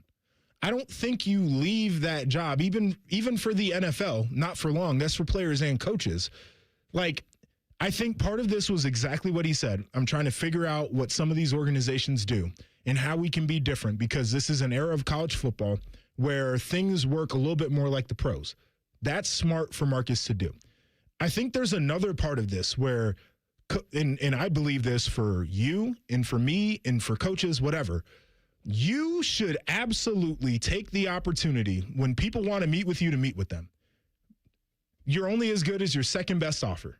You got to create leverage. And if that leverage is, I want a new contract and I need more money. If that leverage is, I need more money for my coaching staff. If you need leverage to be able to gain more resources for name, image, and likeness, or you don't like how they're doing the revenue share and not enough money is coming to the football team, yeah, I'm going to pretend like I'm interested in these other opportunities so you guys will actually do the thing I'm asking you to do. And if I gotta go to those lengths, I think we should go to those lengths. So to me, I'm not worried about him leaving Notre Dame. He's a young dude. He's had success there. He's got a lot of work that can still be done. That place, if you win the way that he's winning and if you can win a title, what's the reason to leave? I'm going to respond to that, and we'll see if I did my own homework assignment. That's coming up next. Stick around. 2 minutes, 97.1. The biggest football party of the year is at Hollywood Casino Columbus on Sunday, February 8th at the Sportsbook. I'm Scotty Vegas, and the party gets started at 5 with a special prop show with tons of betting advice and prizes. Enter, win a helmet signed by a 7-time champion. It's the party everyone's talking about. Space is limited. The Sportsbook has massive screens, so reserve your spot at HollywoodColumbus.com. Must be 21 or older. Gambling problem? Call 1-800-589-9966. Hey there, friends. Bill Bishop here from my friends at High Bank Distillery Co. It's well known High Bank is my go-to when I want an award-winning whiskey, but did you also know that they make the best vodka in America? They have 3 incredible spots here in Central Ohio where the food is just as good as what's in the glass. They've got something for everyone, and get this, kids eat half off every Monday, so whether you're sipping on the best vodka in America or simply grabbing a meal with family and friends, High Bank delivers every time. Find a location and a menu at highbankco.com. Dine, drink, distill at High Bank. You still thinking job change in the new year? Yeah, I need something that's in high demand and more stable in this economy. IT? Yeah, cybersecurity, maybe even AI. That's what I did. Really? How? Went to My Computer Career. You don't need any prior experience, and you could start your new career in a matter of months. A lot of IT pros go to school there, too, to level up. Sweet. Are classes online or on campus? Both. Wow, I'll check it out. Thanks. Make this your year. Take the free career evaluation now at mycomputercareer.edu, an Elite CompTIA certification partner. Financial aid is available to those who qualify, including VA benefits. At National Geographic Society, we believe in the power of wonder. It drives us to explore, pushes us to see the world differently, moves us to action. And we believe that today, wonder is more essential than ever. Wow. That's why we're supporting a new generation of explorers to ask big questions, make breakthroughs, and bring the future closer. Wonder awaits. Will you join us? Visit natgeo.org/wonder. During this 10-second promo, Rothman will lose money gambling on something. People like you come here and blow the family nest egg that built this town. Rothman and Ice. Weekdays from noon to 3. The Fan. Coffee? These guys don't need coffee. They're jacked on life. And Buckeye football. You're listening to Fan Sports Sunday. All right, half hour left in the program. Cole Bartemes, Joshua Perry, Isaiah Jacob. So the foundation, in my opinion, by the way, was that I think at some point in time, because it's just more appealing to coach in the NFL because it's less taxing, I just assume that if you have the opportunity to do so, you will. I think and with the amount of there's too much smoke for there to not be fire. And at least on the interest from the NFL. Interest. I mean, he's a handsome younger dude that players love. He's a smart guy. They're going to have interest. If he wanted to do this with his 7 children, like now would be the time instead of letting them get older. Right. So like it just, to me, it feels like he's going to do his due diligence. And I think any intelligent person, when their phone is ringing, they pick up the phone, whether they truly intend to leave or not. I don't think you turn down those opportunities because you don't want people reading into tweets who talk on the radio. Wonder who those people are. Maybe some scarred Notre Dame fans who are 0-5 in my lifetime against the team in the city that I live in. Well, I don't know. But I just think that at some point he will go. That's just my thought. I mean, maybe he won't. I'd love it if he didn't. It'd be better for me. Okay, so if at some point, like, is he going to retire the head coach at Notre Dame? No, just because it's 20 years from now. I know. Right? So, yeah, probably you're right. But, like, is it going to happen in the next 2 or 3 years? I don't think so. Again, it's the scarred Notre Dame fan in me who's thinking it's now or never. Because this is the perfect storm. You are This is the perfect storm. And if it doesn't work out, then I'm thinking here's what I'm thinking. So you think this is his best chance. Okay. I feel like he knows that. And then I feel he's going to run from smoke if they don't win it all this year. I think if they do win it all, he's also going to walk off. It's crazy. No, that's what seriously. people said about Ryan Day, though, by the way. It's like his family is going through hell, then people are harassing his wife, and he's got security outside of his house. I can't believe he didn't leave. Well, he stayed. If he had an opportunity, if he had a dude, well, I mean, certainly in college. Here's the thing, though. You win if you win, right? Like, you get to call the shots at that point. These guys, Marcus, we don't know how much he's making because Notre Dame's private, but like $12 million. Enough. Right? Like, 8 figures. Are we just going to walk away from that to go into an NFL organization that's probably dysfunctional, that has probably had 3 head coaches in 10 years? Like, are we going to walk away from Notre Dame for that? Right. And so look, I am a big believer in, if you got a good thing, don't leave a good thing to try to create a good thing elsewhere. Like college football, it's not like high school football. Like college football is high profile enough to feel like even if you're not coaching in the NFL, if you can high profile enough, $10 million a year. Yeah, exactly. It is. And so it's like, I feel like the satisfaction level, because like the NFL like is the peak of football, but not for me. Hey, you did make it. Come on now. Yeah, but I'm saying, like, in 3 teams, Mike McCoy sucks. No, Carly Ursay's great, and the Seahawks a great month and a half. So the what I'm saying on that is, like, growing up in this city, my life revolved around being a college football enjoyer. Mm-hmm. And that is the thing that I live and die for. And I know that in terms of broad appeal, the NFL is the thing, right? We see it with the ratings. We watch it with the Super Bowl. Everybody sits down for it, but I just think they're 2 different things. Like I don't even believe they're the same sport to a certain level. So my preference is the college version of the sport. That's the pinnacle for me. And I think that there are people who work in this industry and have played and coached and worked their way up through this industry that feel a very similar way. This is the first. I'm not speaking for Marcus in saying that, but I just know that's how some people feel. This was the first, and working with Rothman and Ice definitely influenced this. This is the first year in my entire life I've enjoyed the NFL more than college. First year ever. Can't do it. 12-team playoff has a lot to do with that. You cannot get me there. Regardless of all the stupid changes that we make in college football, NFL feels too sterile. Mm-hmm. You could play that game in this studio, and it would feel the same as when you play it in the stadiums. Okay, well, interesting. One other thing about the NFL that does drive me crazy, I'm very excited for the Super Bowl. I got my homework ready. I got my answers for my good memories and my negative memories. The one big knock that I have on the NFL, every game is the exact same. So one team goes up by multiple scores.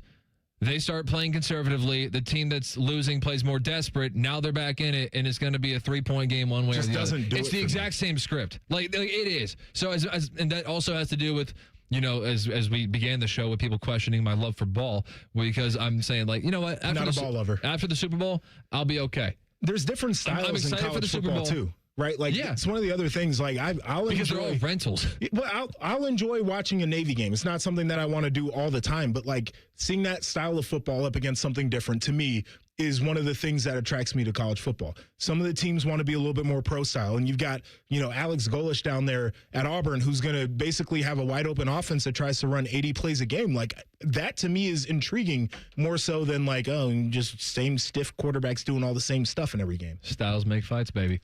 All right, here are my 3 to 5, probably 3 positive memories that jumped to my mind. Not in any particular order, although, when your favorite team wins 2 Super Bowls in your childhood, that's pretty easy. I would definitely put the Steelers' victory over the Cardinals above the one over the Seahawks. Although it was great because the first year of Steelers football that I can remember was Big Ben's rookie year. So like I literally grew up with his career. And so the first season, Big Ben's rookie season, I don't know if you want to say led the team to the AFC Championship game because he honestly wasn't that great, but he was the quarterback of a really good team. And so lose the AFC Championship game. If I close my eyes, I can still see Rodney Harrison running back a pick six. Like it was just like that was a wake up call when your first season of Steelers football is going 15-1, and then you run into a team that just blows you off of your own home field. That's a tough pill to swallow. So coming back the next year, winning the Super Bowl in year 2, that was great. But as much as Isaiah loved watching the Steelers crumble on the Larry Fitzgerald touchdown, apparently he turned off his TV and missed the Santonio Holmes touchdown that was in response. He mentioned it. Yeah, exactly. That's a part of the game, I guess. I remember that one very well. The James Harrison pick six was one of my favorite plays of my childhood. So walking into 2 Super Bowls as young as I was, absolutely an enormous memory for me.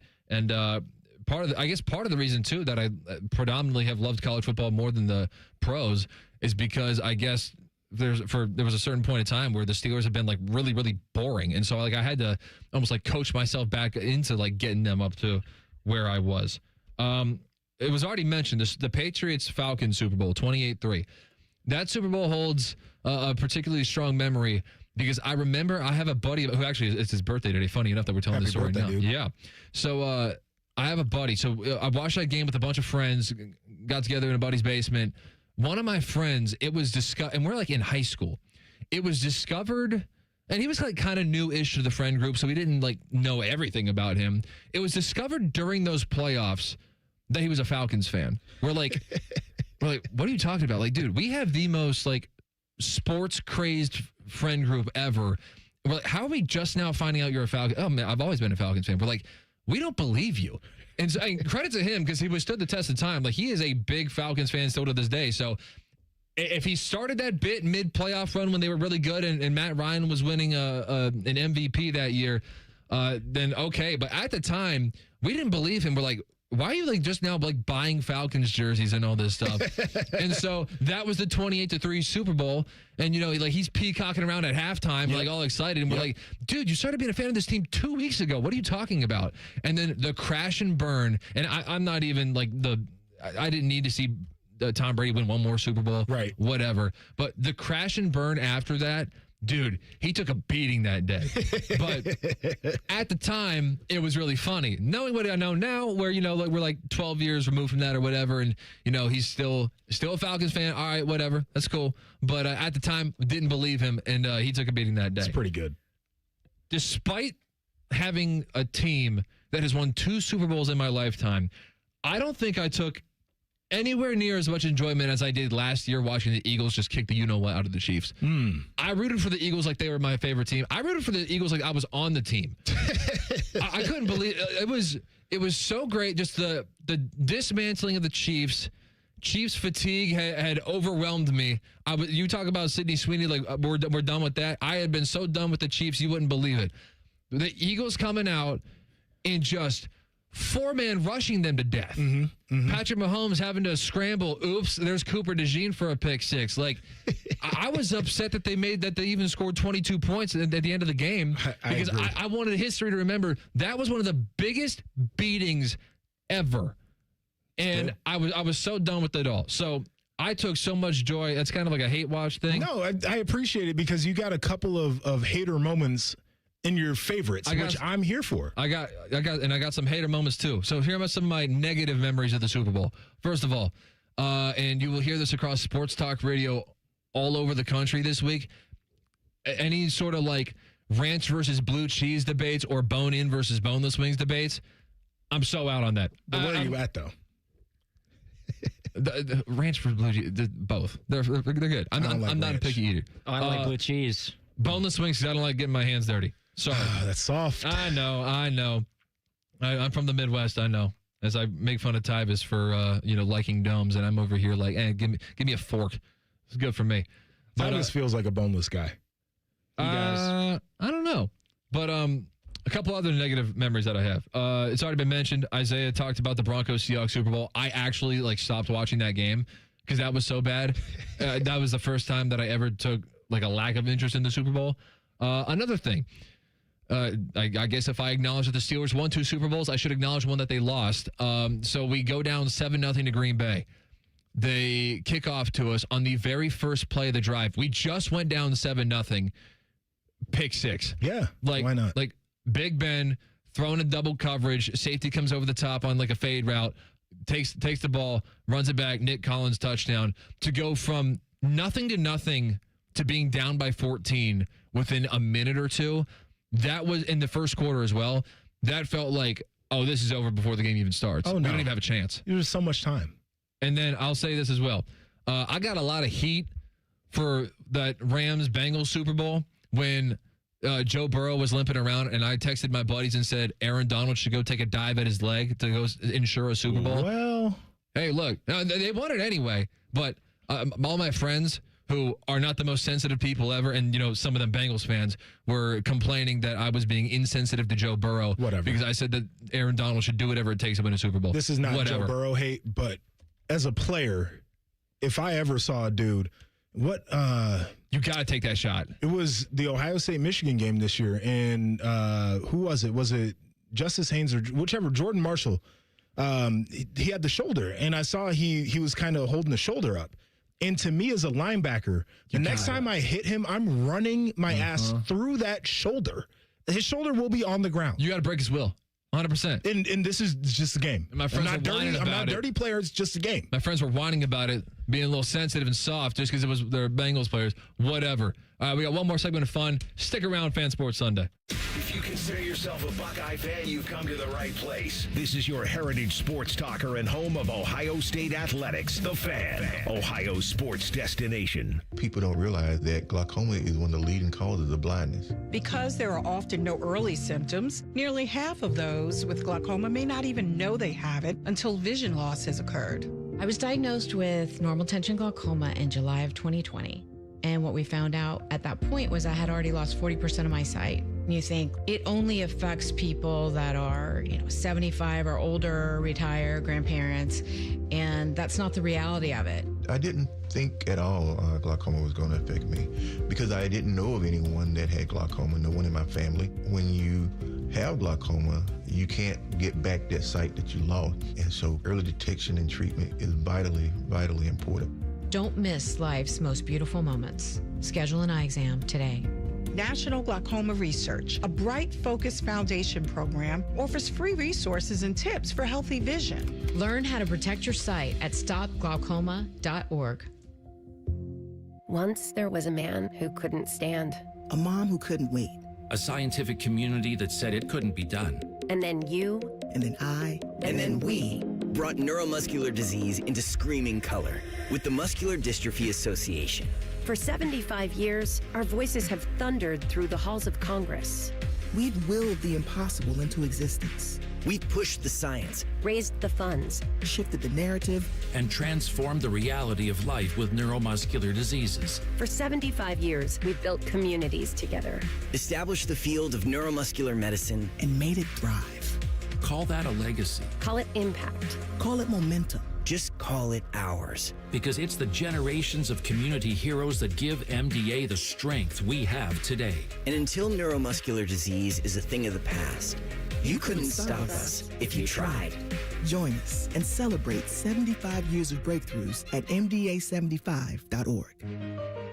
Some journeys start small, with small pause and big purpose.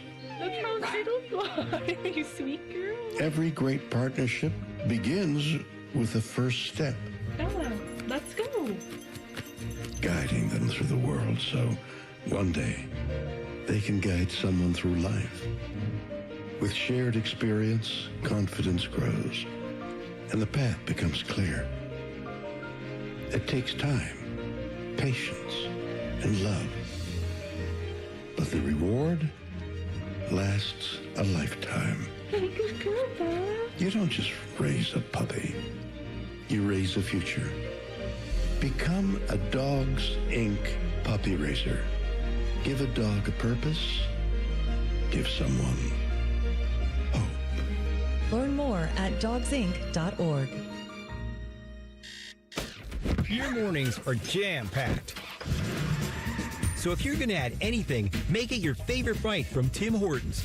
Buy any size beverage and add a daily baked donut for $1, a tasty bagel for $2, or a freshly cracked hot breakfast sandwich for just $3. It's the best way to add more to your morning. The 1-2-3 menu, only at your neighborhood Tim Hortons. At participating U.S. restaurants, must ask for offer in restaurant. Tax extra. Exclusions and terms apply at timhortons.com/offer-terms. In the old days when people lived to be 40, you only had one option for listening to your favorite show. But now, ooh, baby, radio, podcast, the Fan app, and YouTube, ooh, just to name a few, live or on demand. You have no excuses. The Fan. We asked parents who adopted teens to share their journey. Nathan has taught me to embrace the moment. Age-wise, I'm in my late 60s. I'm old enough to be his grandfather. Will he be embarrassed to acknowledge me as his dad? I think the most important thing we can do is let them know that they're safe, that they're valued and cared for and loved, and that they're important. I knew I wanted to be adopted by him because of how he taught me to be the person who I am today. And it's coming from a dad that didn't expect to become a dad. And I feel very proud to be his son. That was what he needed, and he was what I needed.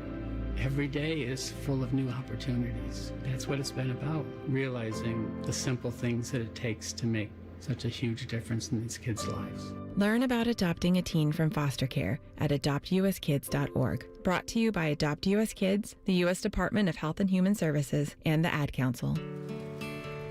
Maybe it was a family vacation or a school field trip. But there you were, standing in awe at a national park. We are the National Park Foundation, and together with you, we're creating a future where every person, every generation, gets their chance at an unforgettable moment. Today, tomorrow, forever. Learn more at nationalparks.org/foundation. The Fan Guest Hotline is sponsored by Columbus, Worthington, Air, and Bryant. Doing whatever it takes to keep you and your home comfortable. The Fan. Take the Fan with you wherever you go with the Fan app. Download it now, or we'll find you. You bring your lunch money today? Good, give it to us. This is Fan Sports Sunday. All right, so we have the Senior Bowl this week. Did you watch? Nope. I did. You love ball more than me. That's all it comes down to, I guess. But I saw people complaining. So I saw plenty of the clips from the practices and stuff. And some of those drills seem ridiculous to me. All right, let's talk about it. Okay, so when I'm watching, and I like to make fun of Davison Igbinosun a lot because he's one of my friend's favorite players for seemingly no reason. And he was really good this year, but the year prior, penalties left and right. A little handsy. Yeah, but I'll give him this. When I'm watching the drills and he's doing one-on-ones, literally one-on-ones with no other receivers, no other defensive backs, and he's having to cover drag routes across the entirety of the field and just run laterally with no linebacker help or no safeties or anything.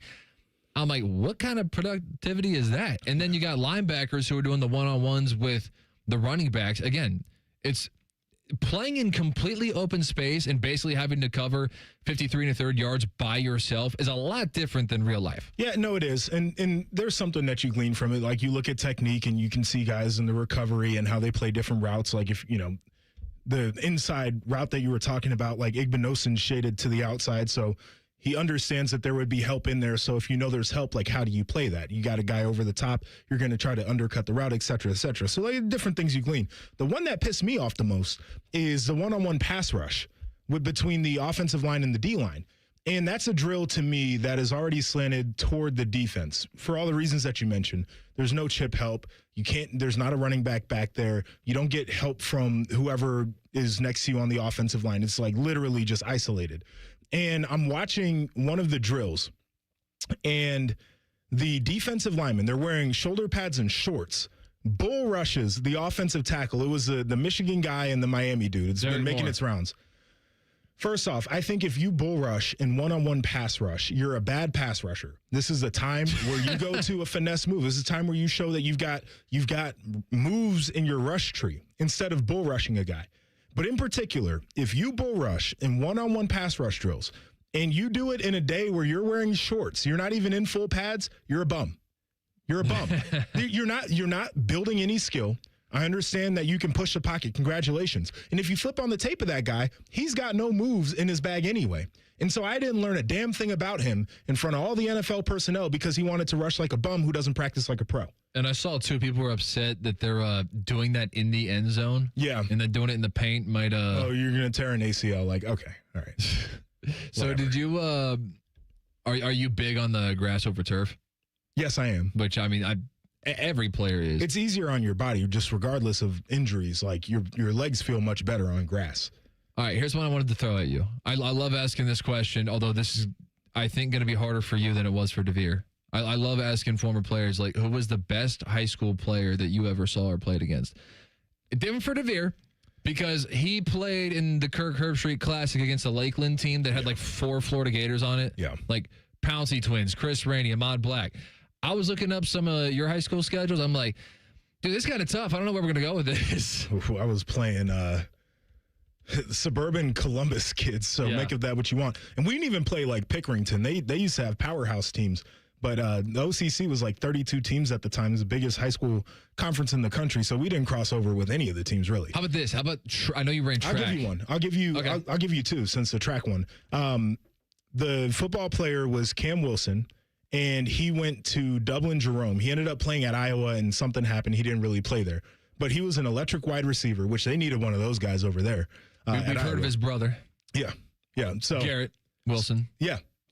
No, there was another brother, Donovan, who was a fullback who was pretty good, but this is one of the Wilson brothers. Yeah. So he was electric, very good player. Didn't pan out for him in college. In track, I was a long jumper, all state twice. Okay. And my sophomore year, the only person I lost to was Devin Smith, and that was at the States. Yeah. Okay. Yeah, I've got second place that year. Gotcha. Interesting. You ever come across any celebrities back there in your, high school prowess? The only players that I played against that actually dominated us, I played at Johnstown back in the day. Yeah. At Steubenville, we got crushed by them every single year in the playoffs. Really? Knocked us out 3 years consecutively. Was Charles Reeves, who ended up going and playing at Pitt, but he was a wide receiver that ended up playing tight end in college. At the time, I was playing corner, so you can imagine that he was ginormous if he went on to play tight end at college at Pitt. And then the other one, Brendan Ferns at St. Clairsville. Fantastic player, went on to play linebacker at West Virginia. There you go. Crushed us both. All right. Let me ask you this one, too. Was there ever a player who you were, I don't want to say, like, scared to tackle? Never scared. Well, I don't want to take Tyvis, because this is going to stem back to a conversation I had with Tyvis. Or actually, I think he, like, brought this up himself. But, like, I'll use the word intimidated, because that's different than scared. Being intimidated, like, you can still be, like, up for the moment, but you'd be like, I guess I better bring it right now. Was there ever a player never intimidated who you were intimidated to tackle? Derrick Henry was the one guy where I looked across the field, and Urban was big on this, look across the field and you see that they don't look like you. They look just like us. And he was big as me. Toting the rock, I'm like, we're in for a day. Tyvis said Jolson Fowler. Okay. So, like, exact same game, exact same team down there in Bourbon Street in New Orleans. Anyways, thanks for sticking with us. This is Fan Sports Sunday. No show next week. We'll catch you in a couple weeks. Bobby Carpenter demands that you watch Morning Juice on YouTube. If you don't, Tito will move into your house. Live at 6 a.m. on YouTube and stream